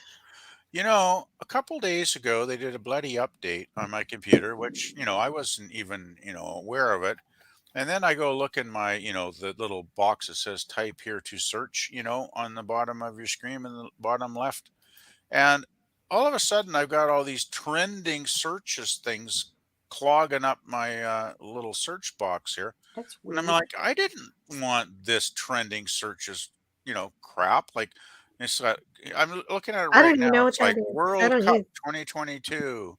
It's I Yeah, don't I got even all see it use these, that. it's got mine. Christy Alley. It's got all these trending, Celine Dion news. It's got all this Brazil versus stuff. Croatia. Yeah, Oh, yeah, Croatia versus Idaho Brazil. It's like, birder. okay. I I have a didn't ask question. for this, and I'm trying What? to go back to the original setting, and I can't figure out for the life of me how to do it. It's really annoying. Microsoft is getting really intrusive lately, it seems. I have a question. Is that coming from your toolbar or is it in your browser? It's in the bottom bar, Yeah, the toolbar. where you have the little you have the little It has window the time. start. You have a little start symbol in the bottom left corner, and then right next to it says type here to search. And when I click on that and open it, I'm getting this window of all these trending searches, which is like news, Toronto Blue Jays, Bruce Willis. It's like, What I happened to don't Bruce want Willis? any of. What happened to Bruce Willis? Well, that's what I don't know what happened to Bruce Willis, but I don't really care, and I don't want this I trending do. I'm search Googling it. thing. I'm trying to get rid of this, and I can't figure out for the life of me Well, how to okay, go back to so my original setting, right? what I see here is there's this little search hourglass, and at the top there's these little dots, and so those are the options, and so Well, you I can see. go to Yeah, I've already gone to search the settings. dots. Yeah, I've gone to search settings, and I can't seem to figure out what to click on there. I just There's turned it all off permissions and then. history. I don't know. I'll have to look into that. Yeah, I don't like to just click on things without knowing what I'm doing because sometimes that can make it worse. But I'm really ticked off at Microsoft because it's like, hey guys, you come into my computer without my, permission, and you just change something I use pretty much every day and put all this garbage in here. I don't want trending searches. If I want to know, Croatia versus Brazil, I'll Google it, right? And it's like, it's just, this thing sitting there that I don't want to look at every day. So I'm quite Oh, annoyed. okay. Quite Show me annoyed at. suggested content in the settings app. That's what you don't want. Okay, so here we go. Here Okay. we go. I think I got it. Hold on. Okay. So I go to So search settings. you go to the three dots, you go to search settings. Yep, You I'm go there. to on the right side it says Windows privacy options. So you click on Windows privacy Privacy options. dashboard. No, Oh, on the right hand privacy side. options. I got it. I got Yeah. it. Windows privacy options, and then it's going to say General. yeah, it says general, and at the very last option is show me suggested content in the settings app. I push that to off. Yeah, turn that off. Yes. And then I think that should do it. If it doesn't, then I don't know. I'll probably have to restart my computer later, though, I imagine. Yeah, probably. Yeah, Yeah. don't do that now. I won't. No, I'm not going to do that now because I won't be here. But thank you. I've switched it to off, and I'm going to close it now. I guess with the little close button here. Yeah. So and we're we done should there. be good to go. Oh, thank you. And Jill. I turned it off too. I don't know if it's going to help me either. Oh yeah, I was so annoyed. Like it happened like 2 or 3 days Because ago. I don't use that. I get home from work and I'm like, "What's this crap?" Like I didn't want. I was so angry. Like Microsoft is really getting bad the last month or so. They just seems like they're just putting updates on this browser, and it's just like loading all kinds of stuff I don't want. It seems. So. Yeah, sorry about that. I mean, there's ways to turn it No, off, but don't be they make you go out of your way, and it's going to be like a menu you don't expect the menu to be in to turn it off. Well, then they were trying to get me to update to Windows 11 too there for a while, which I They don't do that to want. me too. No, I just the other day it said, "Oh, update Yeah, and Windows I've heard 11." bad things And about what? Windows 11, right? So Yeah, I'm and happy with 10. they put the buttons in such a way that makes you want to click on updating it, but you have to be paying Yesterday, attention. Jill, yesterday when I first logged on to the internet, I got one of the windows popped up from Microsoft, with you should install something, right? And I clicked no, and it would kept popping up again. I clicked Uh-oh. no, You got a and it kept virus, popping up man. again. And there was no way. So eventually, I just closed the window. That was the only way I could get rid of it. I would have turned off my machine like we. No, I just closed the browser totally, and then it didn't Yeah, come up again. But run a Microsoft, scan. Run a Microsoft scan is or something. they're peeing me off Unless lately. yeah, it could have been actually Microsoft who did it, but Oh, I think it it could was. also It be was a like virus. the the Windows, what is it, Edge or whatever the browser is. It was that symbol and everything. So I'm pretty sure it was official Microsoft, because as I say, I just logged on. It wasn't like Mhm. I'd gone to any nefarious websites or anything. So Yeah, so yeah. I don't know if I said hi to Lord Thoth, but I wanted to say hi. And You probably he said he likes the interaction. I've Oh. stopped watching some people who ignore us. Yeah, me too. So Yeah. that's why I try. But I do appreciate Anyway, Jill, I want everybody to here. thank you so much. So You're much. welcome. You are definitely an IT professional. You just walked me through a solution to get rid of this garbage off of my computer when I restart that probably would have taken me a day to figure out. Well, you're welcome. I hope it works. Well, you know your stuff, I gotta say. I just click around until I stumble around in the dark until something lights up. Yeah, I do that some days too. But you're more trained. I mean, you are officially a computer tech person, right? Officially, yeah, I got a degree. Yeah, So you but got you got your they didn't actually certification. teach me how to be a IT. Oh, really? Yeah, no. Jill, just two Sure. things. Yeah. First things first, the Ginger Menace in the chat was wondering if it would be possible to come up and join for a little bit. Oh yeah, hello. I put the link into the Rinse chat, but I'll send one directly to her. Oh, by the way, I appreciate that. I hadn't gotten through all the chat yet, so I'm just I gonna didn't pop off for 1 minute, guys. I'll be back soon. Scotty, you're so helpful. Thank you. And then also, I was scoping things out while I was looking for Bruce Willis. Apparently, he had a tearful reunion with Demi Moore and his daughter, in ahead of the holidays. But while I was going through the Twitters, you know who other birthday is today? And I know it's not your birthday; it's birthday -1. But today is Michael Dorn's birthday. Yay! Oh, that's right. I remember his birthday's near my birthday.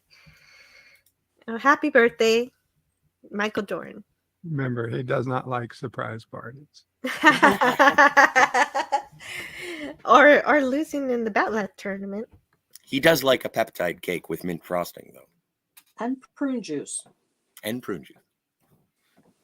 He's extremely surprised to find out he was married to Troy. Yeah. I would be extremely surprised too. That doesn't seem like that would happen in any reality. Oh man, I didn't realize I have a few requests to be on the stream, so I'm sending out those links here. That one, and then I was rewatching the episode where he asks Counselor Troy to be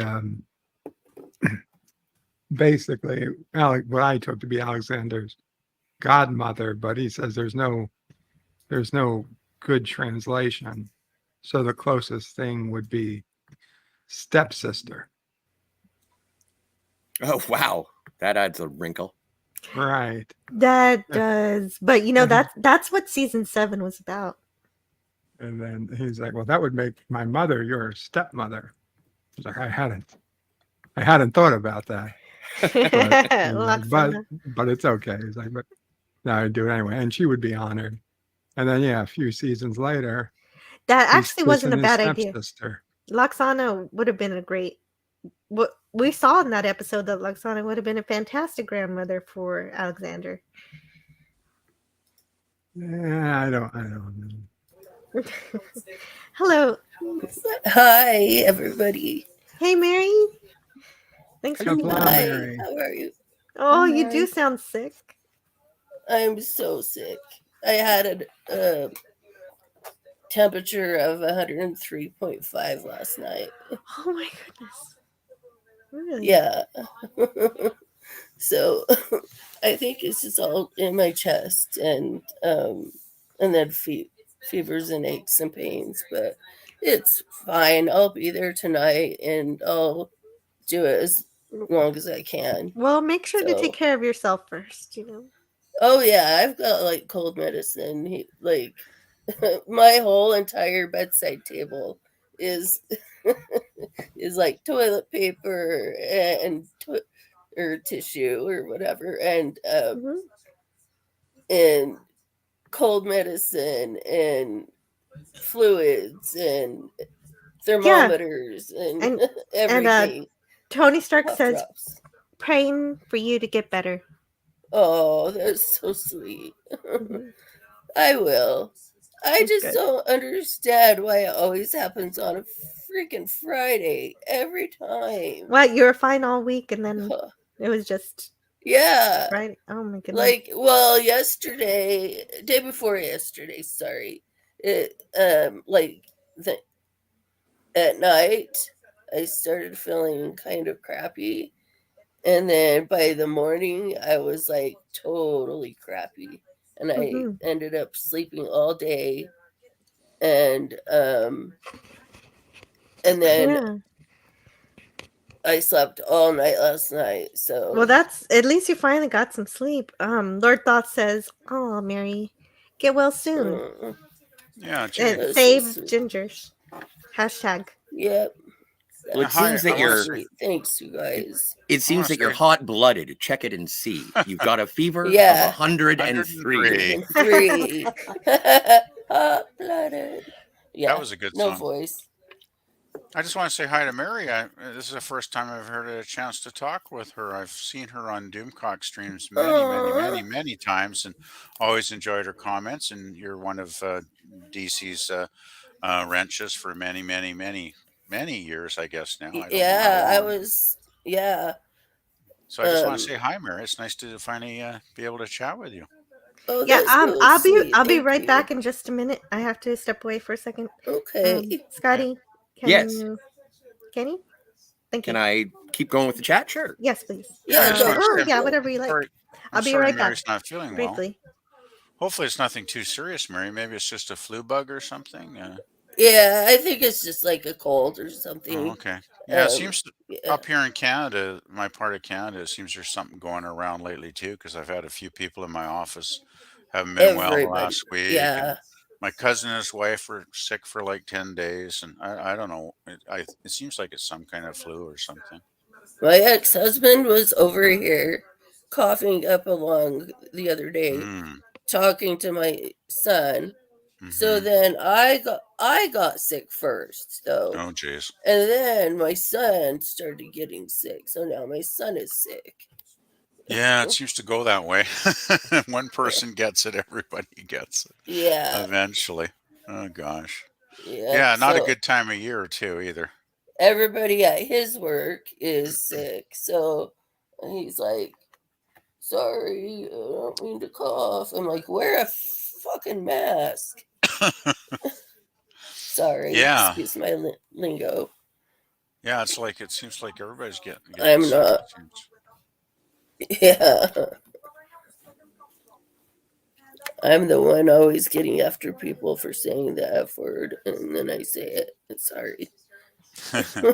Well, Jill's usually pretty okay with the occasional F-bomb in her streams, it seems. Yeah. I wouldn't worry about it. Have you been watching anything Thank in your you. convalescence? Or is it Yes, just been... actually. I've been watching The Amazing Dr. Pol. I am If not familiar anybody with has it at heard all. of that. I have not heard of that. Yeah. He is a veterinarian who's on Nat Geo, and he does every kind of animal, any kind of animal. And he's got 20 something seasons, and then he just started a new season. So I started at season 1, and I've been going through it all. That's a lot of episodes if he's been on 20 seasons. Yeah. He's so cool, you guys.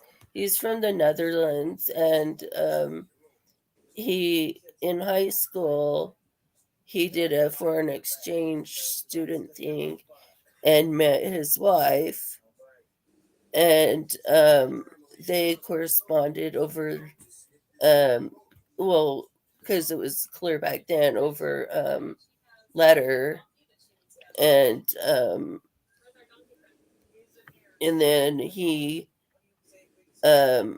moved here and got his citizenship because you can't practice veterinarian medicine or any kind of medicine unless you are a citizen here.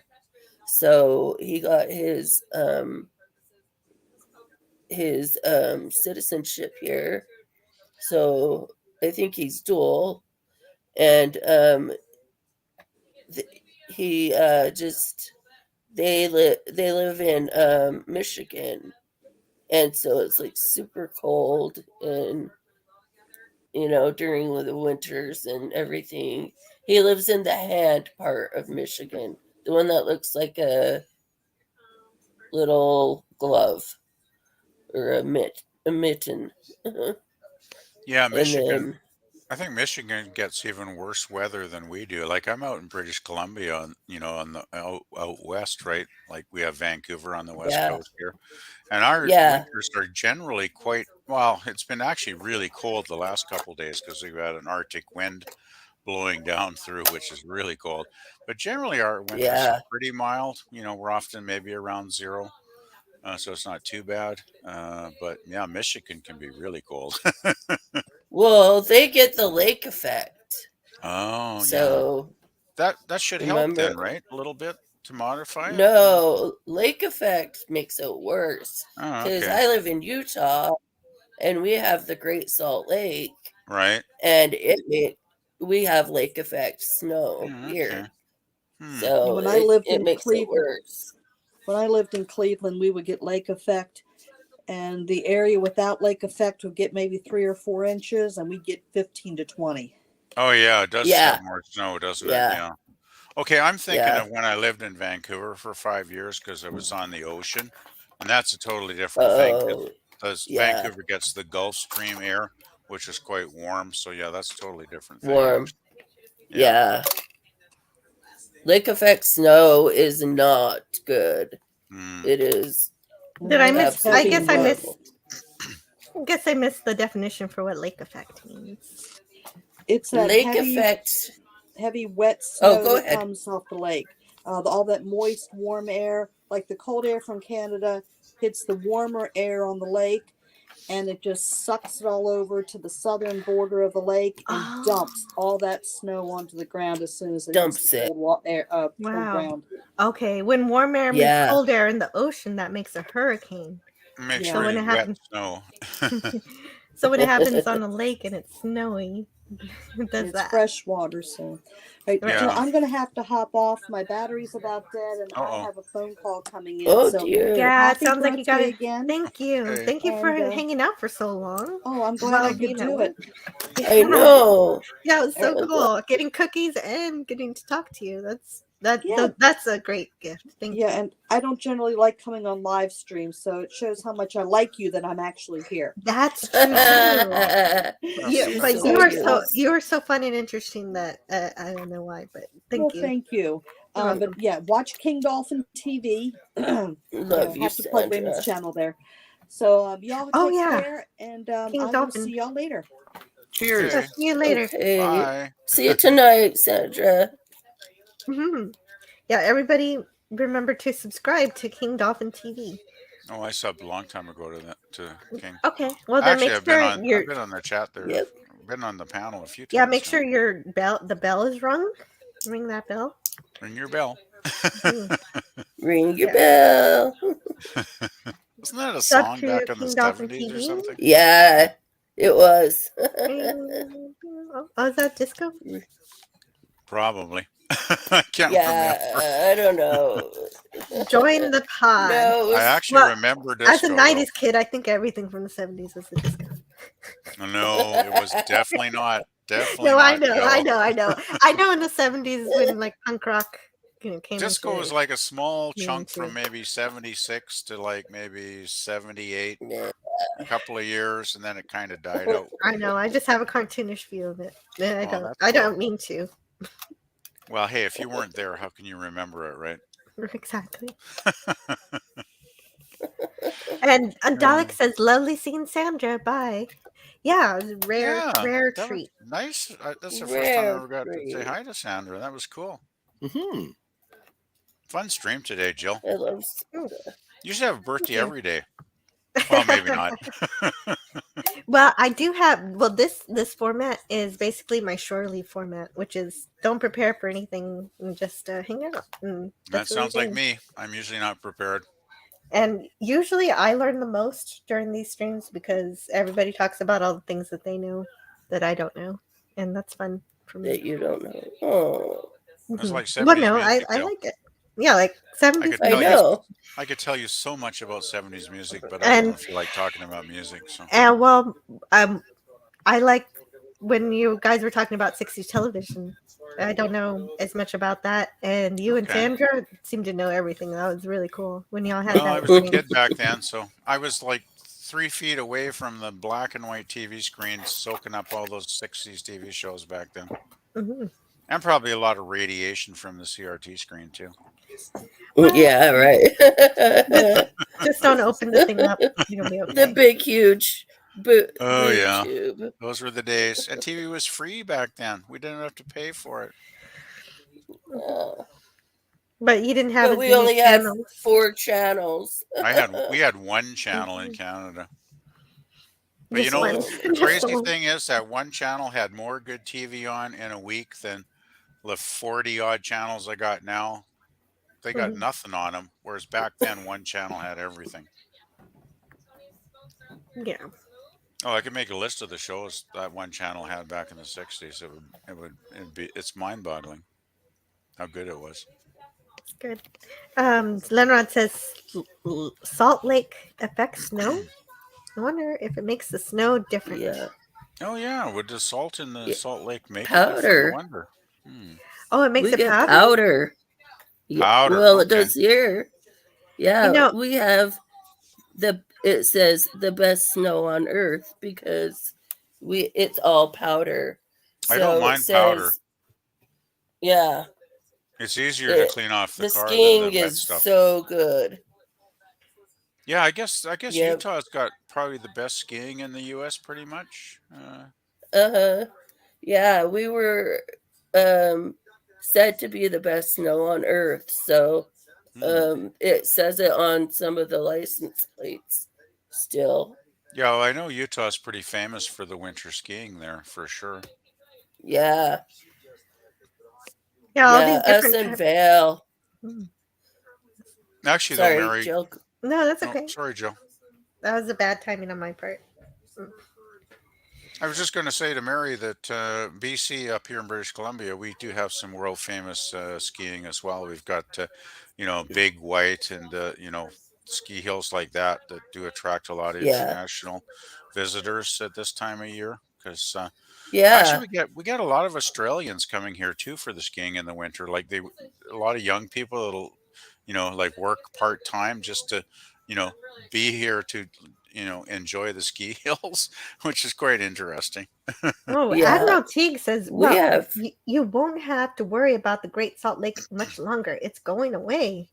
It is. It's so sad. Is it It's actually like going evaporating down or something? so much. What's happening Yes, with that, because Mary?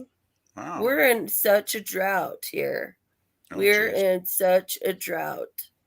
And it has dried up so much of the Great Salt Lake that they're trying to figure out a way to pump water in here. Wow. From the ocean.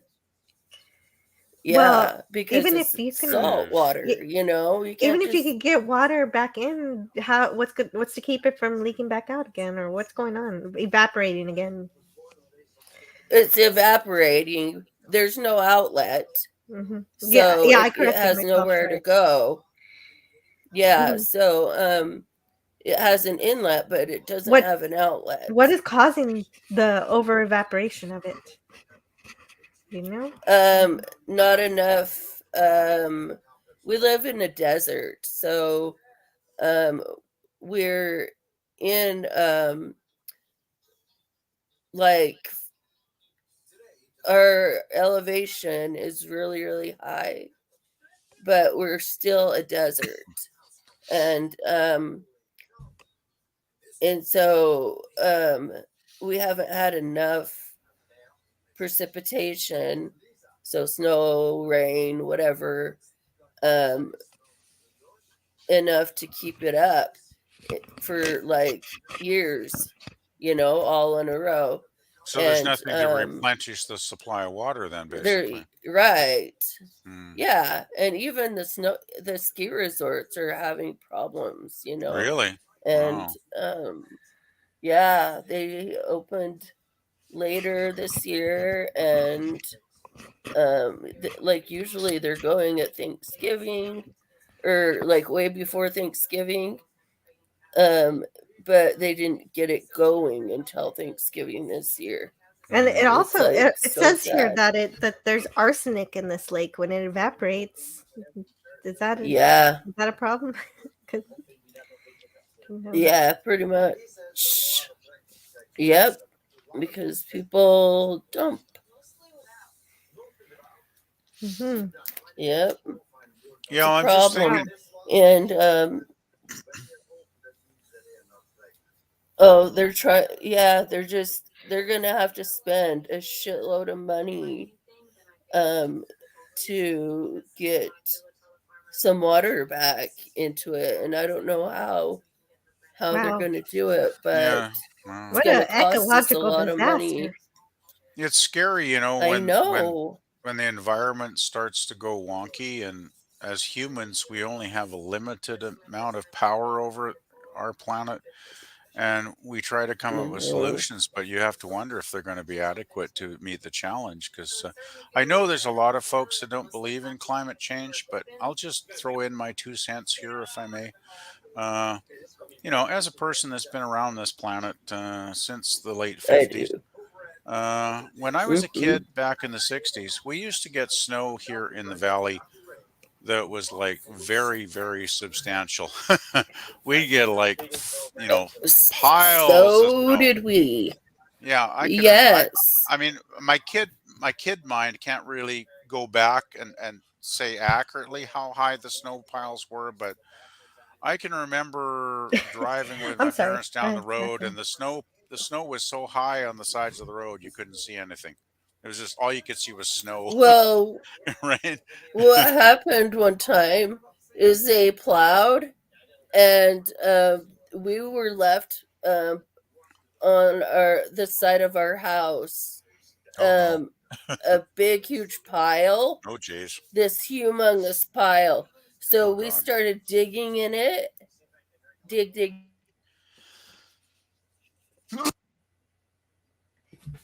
Oh, excuse me, And I sneezed. Bless so you. we had this place to go Thank you, in and Jill. play. Like, it was so cool. Back You then got we to be used to careful have though. You so don't. much You got to be snow, careful and digging we in weren't snow in because a drought. the snow could collapse. You got to I be know. careful. Collapse. Yeah. But yeah, we used to have But like. we poured water on it and stuff, and Oh well, that would help, yeah. I guess. Yeah.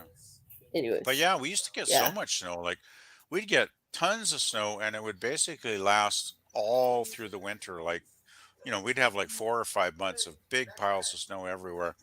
And now where I am Yeah. here, which is only like 30 miles away from where I lived back then in the 60s, because I just moved, not too far from my hometown.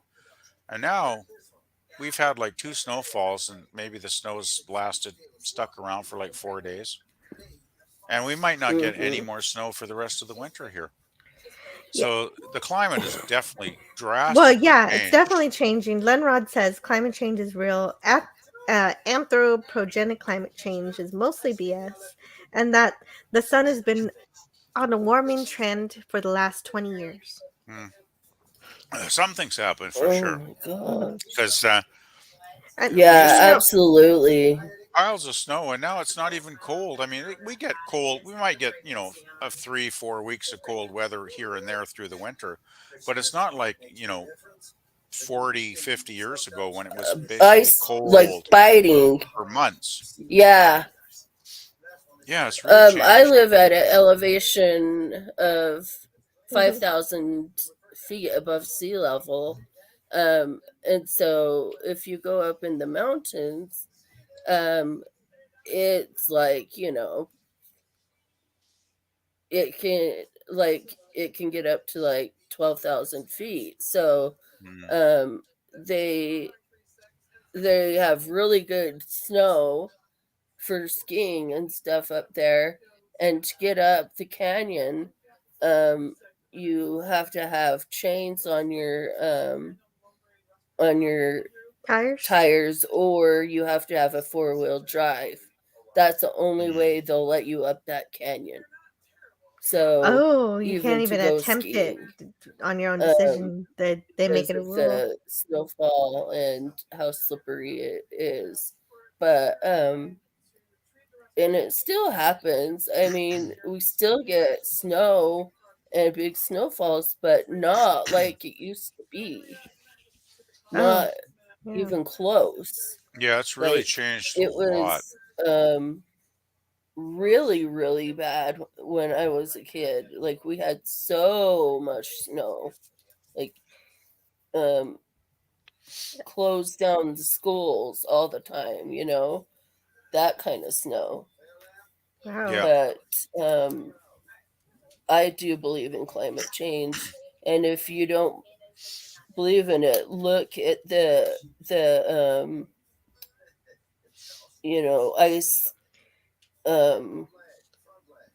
Oh yeah, from yeah. Lenrod says the poles there's and see how melting. much they've shrunk Lenrod from says, this. yeah, they are. He says there's melting on Mars's ice caps. Even Europa and Ganymede have been showing signs of melting. So yeah, Yeah, definitely there's changes in the climate, but the causes as to them are what it's not known. yeah, it's not known at all. Incoming sources were siphoned by farmers upstream. Oh, the dust coming off the lake bed is toxic. You will need a mask in Salt Lake City in 10 years, says That's not Admiral good. Teag. That's not good. Oh, Bat G Ah, gives us a scapegoat. Blame Harvey. Blame Harvey. yeah. That darn Harvey. He's always up to no good. He's And trying Captain to kill Infinity us. says, my heart is melting. Oh, Oh. Can I just interject a little bit here about another personal experience with climate change over the years, if I may indulge? sure. If that's okay, Oh, Jill. it's Jill's Oh, show. I don't. Yeah, I don't know. I don't know It's what your you're going to stream, so say. I don't So want to go go ahead. blathering on like an idiot without permission. Well, that's what today's for. Oh, okay. Excellent. Okay. I just want You're cute, Jill. back in the Thank you. 60s. Actually, this we had a winter carnival. My hometown is Vernon, BC. Okay, so there's the Vernon Winter Carnival, which actually started 1958, the year I was born, and in the 60s they would build an ice palace. This was literally a palace built out of blocks of ice Yep. that they would harvest from the local lake. And Yep. they'd build this immense ice palace. I mean, it was literally like it was like a palace built out of frickin' ice, right? They'd I've heard light it about up, the with colored lights, and it was amazing. I mean, especially when I was a kid, it's like, wow, right? And so like a igloo but bigger. oh, well, not like an igloo, like a palace, like think palace, like in England, like a castle, like built out of ice, right? This huge thing. And it was all solid ice. And the winter carnival, we had the carnival queen and her two princesses, and they'd like be on their thrones on the stage. And the first night the winter carnival went for like 2 weeks, and they everybody would show up, and they'd have a big show, with the queen and her princesses, and it was all like crazy awesome stuff. But I mean, I'm basically, wanted to mention the Ice Palace. And that thing would sit there for like 4 months or whatever. During the winter, it would not melt because it was cold.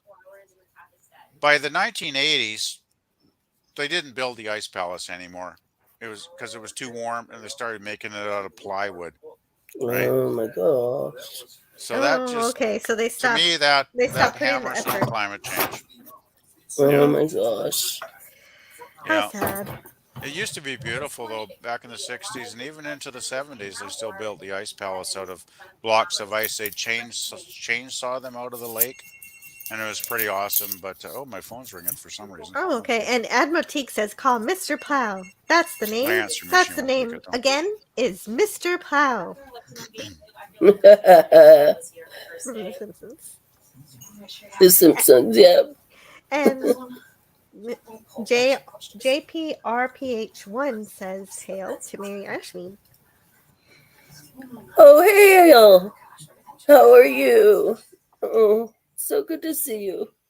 Herc130 says, Microsoft is evil. Evil. He's evil. Evil works too. Evil. And Lenrod says, it's been warmer. The era of the big cathedrals was a period where winters never actually got to freezing for over 100 years. Oh. LGG says, I'm back. What's the topic? We were talking about how Earth is perpetually turning into Krypton, and we're going to blow up. But if we send one of our suns to a far distant planet with a red sun, perhaps he will have superpowers. Or she. That's exactly what we were talking about, but in a much more fun context. The destruction of the world, except we're going to save somebody, and they're going to become Superman. Or girl. Or girl. Right.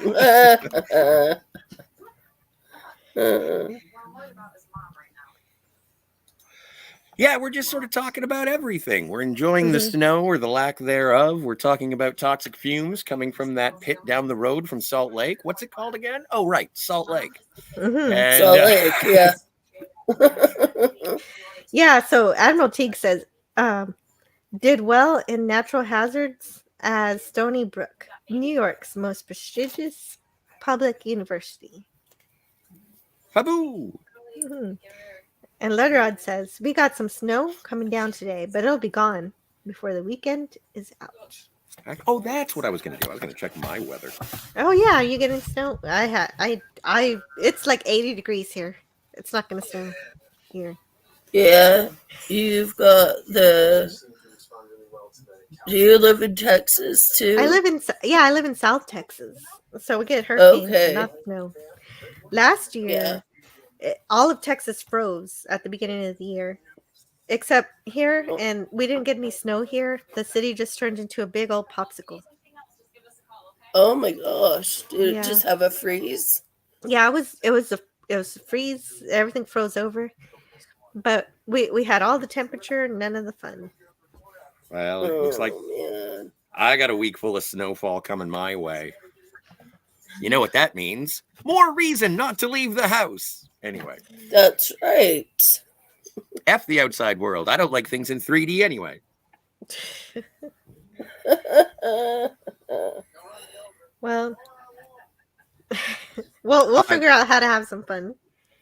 Jill, do you have any plans to watch a movie for your birthday? Do you have a birthday movie celebration? Well, no, the only thing I wanted to do was watch the Guardians of the Galaxy holiday special, and I did. So now I need to plan something else. Do you want to watch the episode Parallels? Because that's Worf's birthday, isn't it? Yeah, Worf's birthday, right? Yeah, where they have the birthday party. I have championship standing. Yeah, he won at first, and then it turned out he goes from winning to not even going to the thing at all. Yeah. Anyway, I was just curious. That's a good episode, sure. Take something off your list. Take your favorite thing off the list. Take what off the list? Oh, right. Anything. It's your choice. It's your day. Oh, by the way, I'm super jazzed that you were born. So thanks. Say hi to your mom. I will. I did. Her birthday was yesterday, and we went out. We went out to TGI Fridays. Mozzarella That is sticks? so cool. Yeah, mozzarella Nice. sticks, bone wings, and pasta and stuff. And Mine and my son's birthdays are he was born on the 2nd and I was born on the 11th of July. I thought that was cool that it was so close, but yeah, it is so close. Well, yeah, that's so what happened with my mom is she went to a party on her birthday and she was dancing and went into labor. oh, nice. Oh, wow. Yeah. And so I was just like a month and a half early. So you were just ready to join Oh. the party? You wanted to wish Yeah. your mom a happy birthday? Let's get out and start dancing. Exactly. That's what happened. Oh, did you have any problems and have to be in the? No, not at all. For some reason, I was perfectly fine, and I was a good Oh, weight wow. too. I was 6 pounds. Oh, wow, that's great. Yeah. Yeah. JPRPH1 says 45 degrees in Erie, Pennsylvania. December is really warm. That's really cold for us. So far, we only got about 12 inches and it melted in a few days. Today it's dry, sunny, and 40. Not like the snow days in the 70s when he was in school. Yeah. Well, see, like when I was a kid, I lived about 2 hours north of here. And so I remember the big snowfalls and everything. But then I realized that I was, much shorter and lived 2 hours north. And so, like, I've even been to other surrounding areas. Apparently, based on the geography, we have sort of an escarpment around our town. And so we don't have to deal with lake effect. Like, I'm close to Lake Ontario. We don't have to deal with that. And sometimes, like, just the surrounding towns get dumped on with snow and we'll get like a light dusting. And so when I was a kid, we only had ice days. So if the buses couldn't run because it was too slick, that's Yeah. when we didn't go to school. But we Yeah. never had like the 12 feet of snow, except for when I lived, again, outside of this protective landmass and 2 hours north. Yeah, So, that's what's ridiculous. Where the one time it snowed, they still wanted the kids to go to school. I was like, hey, it never snows here. What's the matter with you guys? yeah. I've heard about these snow days. Why can't we have one in Texas? Bring it on. Right. It's bonkers. It was just like a late day. We brought him in at 11. Are we not going to address Worf's manhood on Admiral Teag's request? Oh wait, where are we? Right here. It says, I still want to know if people think that Worf's manhood resembles his forehead. Oh right, if it comes with ridges. I did start that earlier. I didn't know Okay, how I to... step out for a couple minutes and I'm hearing about Worf's manhood ridges. Okay. Klingon like ween is... seems like an average stream to me. Ridges for her pleasure. Well, there you go. Mary got it. No latex required. I was going to say that this is more of Scotty's expertise, but Mary's on the ball here. Earth females are too fragile. Oh, God. That's why he had to have a trill. Oh, that's funny. And Herc130 says, "Aw, Mary, please take care of yourself. Terrible being sick." I know. I am. I'm trying to. Yeah, being sick sucks. Mm-hmm. I remember when I got a terrible cold 3 years ago. It started on December 24th, Christmas Eve. I was like, oh, God, I'm coming down with something. I spent the next 4 weeks basically sick as a dog. It was not fun. Yeah. Hello, Hey, Captain Captain. Fruity. Hey, how are you doing? Happy birthday, Jill. Many happy returns. Many Thank anti-derivative returns. Yeah, and well, we're just having fun here today, so if you got any topics you Having want to what? share? I don't know. JPRPH1 says Buffalo gets dumped on. I work at a school who had a steam heater and heated sidewalks. Wow, fancy.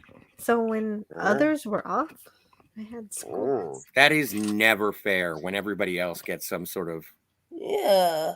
holiday, and it's like, nope, we're up and we're working, and it's like, oh, We had Everyone that's except terrible. Scotty take the day off. Not you, Yeah. Scotty. Yeah, I've been there. I feel sorry for folks that got to work like Christmas Eve till like 5 or 6 in the evening. It's like, well, what kind of bloody Christmas are you gonna have? Like, you get home to the family, you got like a few hours, and Yeah, that's why my family celebrates Christmas Eve, all day, and then through midnight. And on midnight we do presents. So you open your presents at midnight? Well, yeah, so it's Christmas. It's Christmas morning at Wow. So midnight. it's like Christmas Eve and Christmas already. almost combined together. Exactly. Kind of right on the cusp. Wow, that's cool. Well, we have this tradition my mom always had, and we do it here, that you get to open one present Christmas Eve, but it's always your Christmas pajamas. So I have that. Yeah. That's cute. Right, because you wear your pajamas the next morning to take Yeah. Yeah. That makes Yep, sense. so you get to open your one present, and it's always Christmas pajamas, and then you wake up early in the morning and do your Christmas with your new Christmas pajamas on. Mm-hmm. I And was- Lenrod, well, go ahead. I was 43 years old when my mom got me a flannel onesie. Those were my Christmas pajamas. That's nice. Did that onesie have bunny ears on it, Scotty? No. It's quite tasteful. Did it I wore it have- to the mall once. I was gonna say, did it have the butt thing? Yes, but that wasn't last year's. I did specifically ask for those one Christmas, and I got those for Christmas pajamas because I had seen them in Back to the Future Part 3. Oh. I knew. My mom's very thoughtful when it comes to the pajamas. Nice. That's cool. And Lenrod says, I went to work on Christmas on Yes, accident autumns once. all the time. Totally forgot about Christmas. You forgot to not go to work. Yeah, that's what he's saying. Well, that's No. sad. Forgetting you had a day off at Christmas. Jeez. That's You've been working too wow. hard if that happens. Yeah. Admiral Teag says, pop culture curator. Oh, pop culture curator is back. Hey, welcome Yep. back, pop culture curator. These space anomalies are common. I'm glad to see here. He was driving and he stopped for lunch. Well, thanks for spending some time with us on your lunch break. And JPRH also says, Christmas Story Christmas was good. Yeah, Christmas Story is a great movie. But they That's made my a second one. fave. That's a must watch. Yeah, they just did a second one. It's online, I guess, but I haven't seen it. Apparently it's quite good from the reviews I've heard. Is it on Disney Plus? Something like that. Boo. I don't have it. But yeah, I Don't- love the don't want it. first film back in the 80s. That was a classic. You'll shoot your eye out, kid. I know. Yeah, it's good I stuff. I have to watch that every year. I Yeah, have it's one of to, those like, perennial favorites. Yep. Absolutely. That one, Wonderful Life. I love Christmas Vacation with Chevy Chase. That's a good one too. Of course. Oh, Star where Trek he's up in the Generations. attic. No. Die Hard. Movie. Batman Returns. Batman Returns is a Christmas movie. That's a true story. Hey, Dalek's back. Welcome back, Dalek. Herc 130 says, I spent 3 days with no power, 5 days with no safe water. The temperature inside my house got to 36 degrees in West Texas. I will never forgive Marina Sirtis. Yeah, right. When she said she wanted Yeah. half of Texas to die, that That was was not very horrible. nice for her to do. That What a terrible was person she not is. cool. Mhm. I mean, that's horrible to wish death on millions of people. That's sick. It is. It is. I'd like to hope that. Apparently, I don't know if she Jennifer regrets it. Lawrence was giving an interview today claiming that she was the first person to wish death on people, and she really deserves it. She pioneered that. That was her first. Right, Scotty? That's what I heard. Yes. Mhm. Precisely. I like how this is twisted. So were you okay when that happened, Jill? Was it Oh yeah, I was did it totally affect you? fine. Oh, you were in Yeah, a well, I mean, safe area. I Okay. was more or less Yeah, safe. no So thanks to Curtis. I was, Butch. yeah, no thanks to her, but I just basically, like Scotty said, I basically just didn't go outside, and I was okay. Oh, that's good. Other people who didn't have a choice in the matter were the ones who were in trouble. I don't understand why somebody that's a known person. I don't know if I'd call her famous, but somebody that has a career Infamous. would go online and make such a god awful statement about something. It's affecting millions of people. Like, what the hell was she thinking? It's Yeah, I not like know. she's going to win any fans, behaving like that. It's disgusting. No, apparently wishing death on people is not generally a good career move. But she didn't Exactly get that my memo. point. Exactly my Yeah, point. well, I agree with your point and further Well, it. thank you, Captain. You're quite I welcome. I agree appreciate it. too. Matt G says, I saw It's a Wonderful Life in the theater in 2015, Oh, same day as Force Awakens. that's cool. That is cool.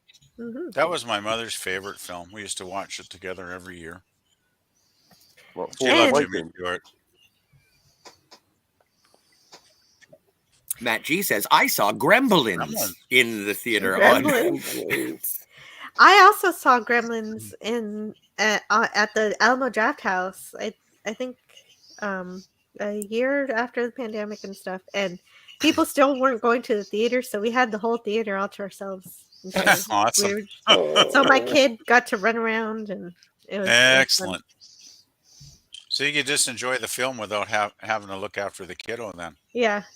Well, That no, sounds like good. he wasn't crazy or anything. Just he was able to be quietly crazy. Okay. Quietly crazy. Quietly crazy. There's a song Like his title there. parents. Quietly crazy.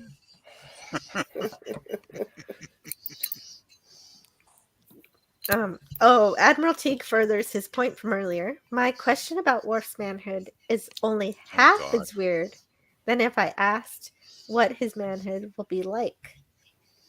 What? On Picard, in a continuity where he has one penis short, because in the filth, the Klingons have dual streams when they pee, as seen in the season finale of Star Trek Discovery. And yeah, I'm not joking. It's a true story. No filth. Well, it's Friday. He can talk about the filth on Friday.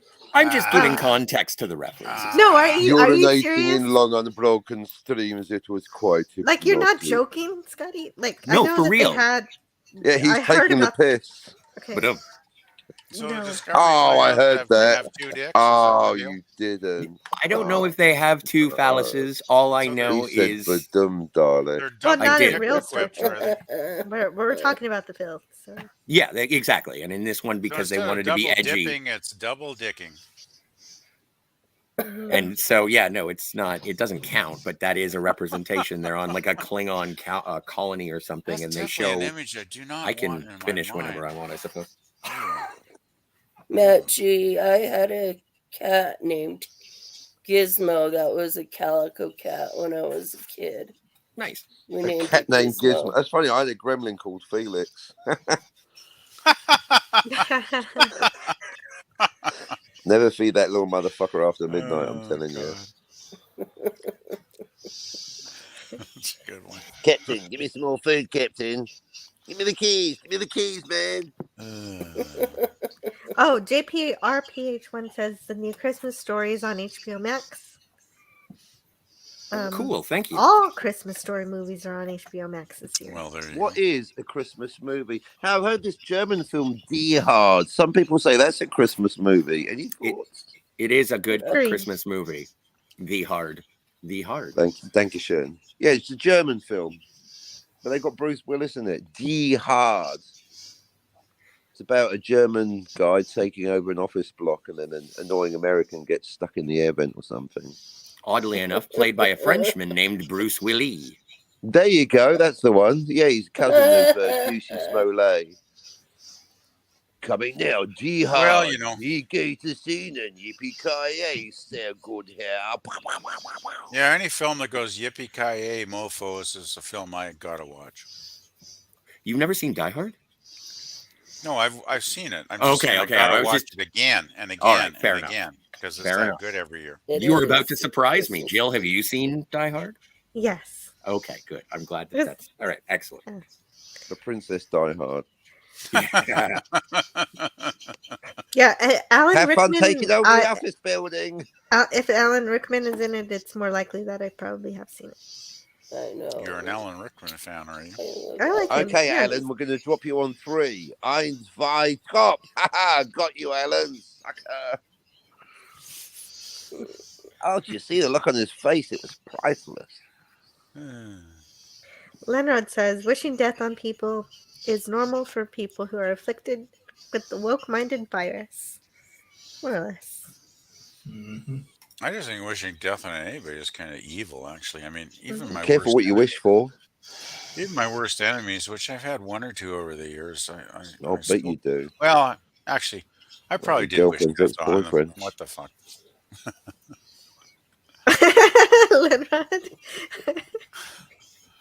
If they have 2, does it count Oh my as God. despite being one person? Okay. You're gonna have to DP, throw is that it. director of Down into the photography? gutter Not in at this this context. point. Wow. Talking about Hey, well, Wow. I read it. Well- I read it, okay? Of all the streams to mention DP, I didn't think it'd be Jill's And birthday. hearing Jill read about Well, DP I had is 10 even bucks on more Scotty strange. every weekend. Melorta, Melorta. Sorry, a little Klingon opera to cleanse the palate. Thank you. Yeah, I should think cleanse the palate after that. It is a great Christmas movie. Hail Oh Die my Hard. good God. Marina Sirtis, British chick, telling Texans how to live and die. Wow.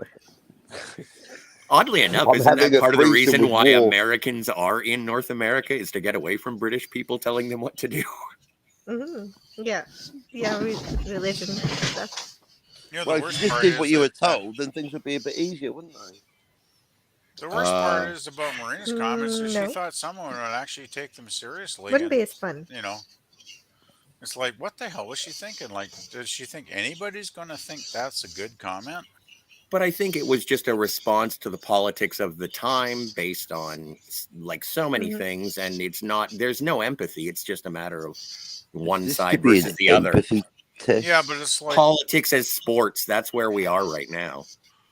I just don't get why anybody needs to spew hate out into the internet. It's counterproductive. It doesn't lead to anything good. Some people see it as being fire versus fire. I don't agree, but that's what they say. Well, screw that. Yep. I just agree. Admiral Teag Well, says, be the change you want to see, Pleasant Valley Picker. Just put out love and positivity in your shows. Yeah. Well, I think that's a good. That Well, works. that's what Jill does, and that's why we're all here, right? Well, it depends on the topic. Well, no, even when I I'm don't give a crap about the topic. If Jill's going to talk about it, I'm in for the discussion. Yeah, even if I'm going to complain about something, it comes out of a place of love for something else. True. So does Marina Sirtis think? I mean, really? No, Says she just Admiral Teag. she feels great joy and gratitude.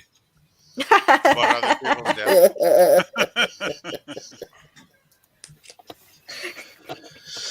That's right. Encounter at Farpoint, yo. I'm on my point right now. You are. That's why I laughed. I know. I'm just, elevating myself. It's the only person who does it. So Well, The only one. Did you hear that, Jill? I know. I know. I'm the first. Okay, we get it. She's a C word.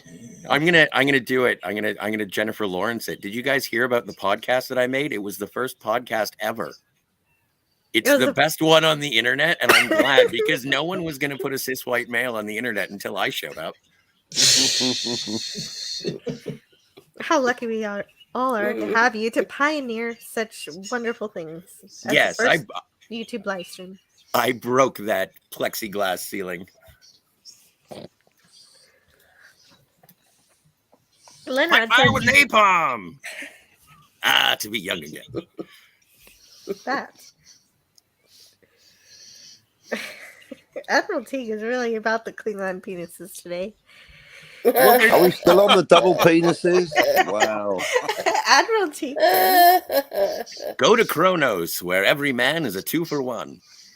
Oh God. That's Captain, what the 2 ladies heads are say. better than 1. Yeah, well, no, but I don't recognize the second one. Sure, we've had first Klingon I do. weenus, but are we going to have second Klingon weenus? So I Edge don't of even- Time. Well, go ahead.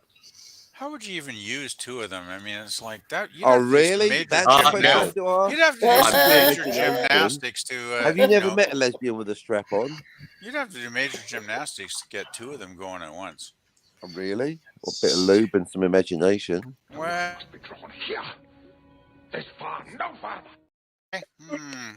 I don't know. That would be a lot of contortions, I would think. Well, I'm definitely not having a foursome with you. Oh, I didn't. Hello.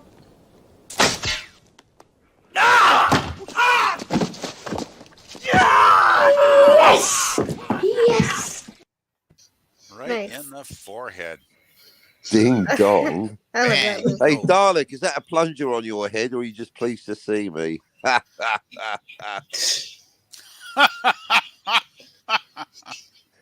What appears to be the plumbing emergency? The plumbing emergency. Where is the plumber?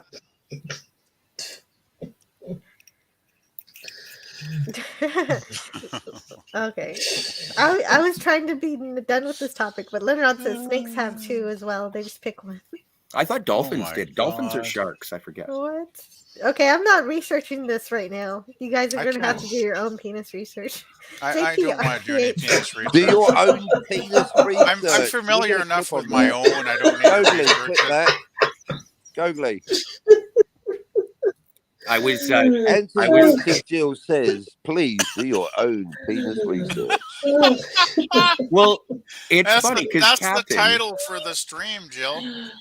Do your own penis research. What Antiderivative Jill suggests you do think your I really- own I think- penis research. Imagine if Doomcock was going to drop by right now. This is what she's up to when I'm not around. Oh my god. I'm dying.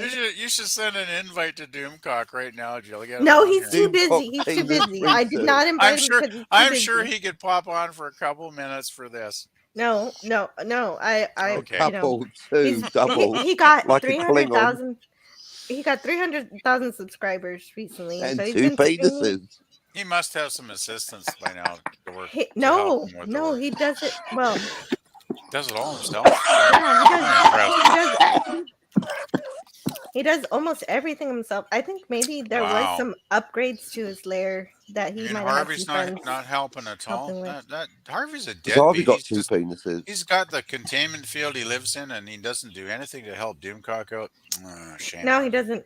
No, he, Why would he ever help that asshole?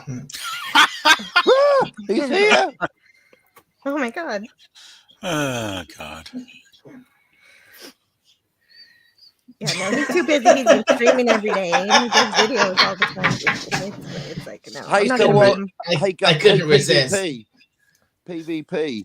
What kind of cocktail does a Cthulhu Mythos drink when he's trying to break his containment field? A Harvey Wallbanger. Ah, absolutely correct. That's gotta be the one. And Harvey Wallbanger, he never actually breaks the wall. The 4th wall. Week after week, he's There you go, still Harvey contained. 4th wall banger. There you go. Tries make it to a bit escape meta. every week, he fails. Do you like that on the rock, sir, with a twist of meta? Do that joke tonight on, Friday Night Frolics. Friday Night Frolics. You know, the thing. I was going to say DC. Well, no, yeah. When Captain puts a joke in the chat, sometimes Doomcock will read it. Yep.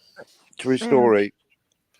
Donnie Pearson says, without Die Hard, we wouldn't have Home Alone or Kindergarten Cop or Under Siege or Passenger 57, Speed or Air Force One. Oh, hello, Donnie, or Die Hard 2. Hello, McFly. That Thanks, too. Donnie. Thanks. I'm going to That- drop out. Have a good. Okay. Oh, Happy wait. birthday. Right. Okay, so we've got to wrap up soon because I don't gotta have go. to wrap up. No. I know. go I already? wouldn't if I didn't if I didn't have to go do some Jill. chores, I would. But it plays right into your show that I have to go soon. Anyway, I have to go anyway. No. Otherwise, I would go on. But thank you for being here, Bird of Prey 5. Thank you for inviting me. Have a very, very happy birthday Yeah. tomorrow and all that good stuff. Mhm. And Jill. kapla everyone else. Kapla. Kapla, Have a great bed life stream. Thank you. It's good to see you. Good to see Jill. you too. And And to- feel Yes. better, Mary. Thank you. Please. I will. Okay, guys. Kapla all. Kapla. Obviously, I got birdofprey5.com. The Mhm. link is in the chat, and I do my own stream, so maybe I'll see you over there one day. Yeah. Kapla. Yeah. Good. Yeah. Kapla. Cheers. Yeah. Thank you. Yep. Bye. Mm-hmm. And Dalek, did you have something you wanted to say? I just wanted to, I think the main reason I came back on is because I wanted to say hi to Mary Ashmead because I don't think I've ever been on a panel with her before. Hi, Mary. Hi. I don't think we have ever been on a panel with each other before. I Dalek. don't. I definitely don't think we have. No. And Pop Culture Curator says, "Take care, guys. Thanks." Yeah. I'm glad you guys got to meet. Well, we've talked on Friday night frolics all the time, but we've never spoke, Never spoke on a spoke live properly stream. like this. Yeah. No. Not properly. Yeah. I've seen you plenty of all the time in Friday Night Frolics. All I the must time, have, pal. I must have spoken to you there in the chat, quite a bit, but never. Yeah. Never like this. That's cool. Thank you. Yeah, it's a totally different experience, isn't it? Like I've probably typed stuff in Doomcock's chat window, last year or two to Mary, I don't know. I can't remember exactly any specific thing I've said, but I probably chatted a Yeah, lot. and I have a lot of text. fun interacting with people in the chat. And I do Doomcock is too. very It's great, but entertaining, and this is he a sings totally and does different stories. experience, isn't it, Jill? When you can finally actually talk to It somebody, is. you It hear their is. voice, you get the inflections. It's a totally different thing, right? Inflections. Inflections, I've gotten reflections. And interjections. Interjections too. Interjection. I still want to see your list of antiderivative Jill names, Jill. Well, I posted them on Twitter. There's Yeah, well, I'm I not guess on Twitter though, unfortunately. Oh, Then you that's miss right. out. I'll have to sign up. Yeah. You're not. I You're forgot. not. If you're not You're- subscribed, you don't get to see the content. Yeah, You're I know. You're not missing much, but not being on Twitter. Well, that's Just- why I stay off Twitter. Well, that's an It's opinion. such a shit show. So I think Twitter's lovely. So, Just yeah, I follow do- Cats Being Derps and you'll be fine. right. You can curate your own, and you You just can go make to it your like- notifications. Yeah, it's not Limited Twitter just that's to friends or whatnot, blight I on guess, right? that's humanity that's the problem. I mean, Yeah, they're if you everywhere. basically just go to your notifications, you can just if you you ring the bell for whatever tweet, whatever person you like the best, and you'll see all their tweets rather than whatever Twitter wants to show Well, you. I'll have to sign up then one of these.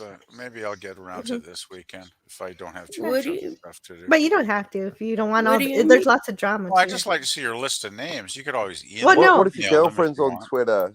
Well, I What could do you also think? put it on the community tab, and you can see it that That way. would be But awesome. you don't have to sign up for Twitter.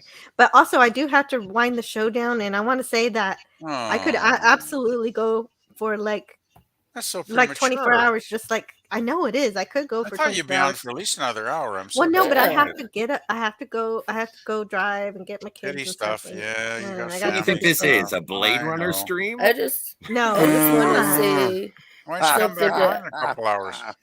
something to Admiral Teag. I've What do seen you some mean, pokey? I thought the stream would go for a little while longer. We're coming up on 4 hours, No, buddy. PvP doesn't okay. want to go to bed No, quite Admiral Teag was yet. still talking about penises in the chat. I don't know what's going on. That's what did Because it. I All that have a talk lot about of questions dual penises is about turning Jill them. away. But we'll do that next birthday.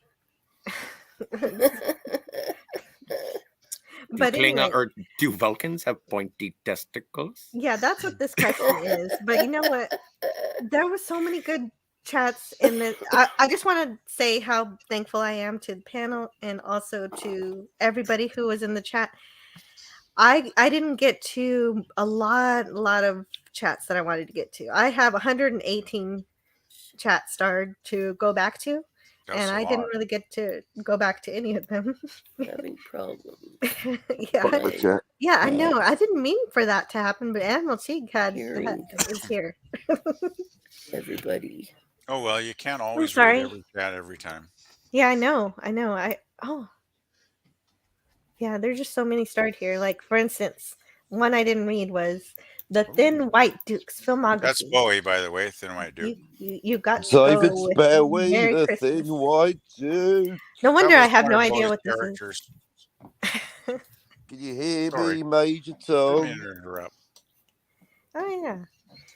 And another one I You didn't get know that they say that Neil Armstrong was the first man on the moon, but he wasn't. It was Jennifer Lawrence. She was the first man on the moon. Jennifer Lawrence got there first. I think I get what your jokes are going to be this week now. All It's going to the be time. great. I'm so The excited. first person to ever make a joke was Jennifer Lawrence.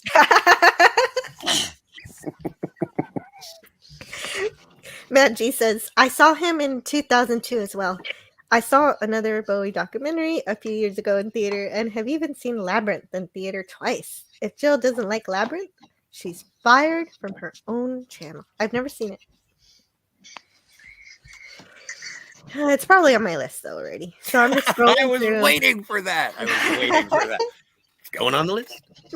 Going on the list. The list is just unbelievable. I'll never get through any of it. I'll send you a couple hundred more things to add to the list, Jill, one of these days. Thank you. One of these days seems to be your list, PvP. It seems like an insurmountable list of the future. One of these days. Valley Picker is going to build a shrine to procrastination. One of these days. Yes, I will. One of these days. If you're blue it just and says you pro. haven't seen T2, guess where it goes, where fashion sits. It goes on the Put list. it on the wrist. Two pieces. Oh, that's a good song. I remember when Putting on the Ritz. Sarah had a great version of that song he sang. Putting on the Ritz.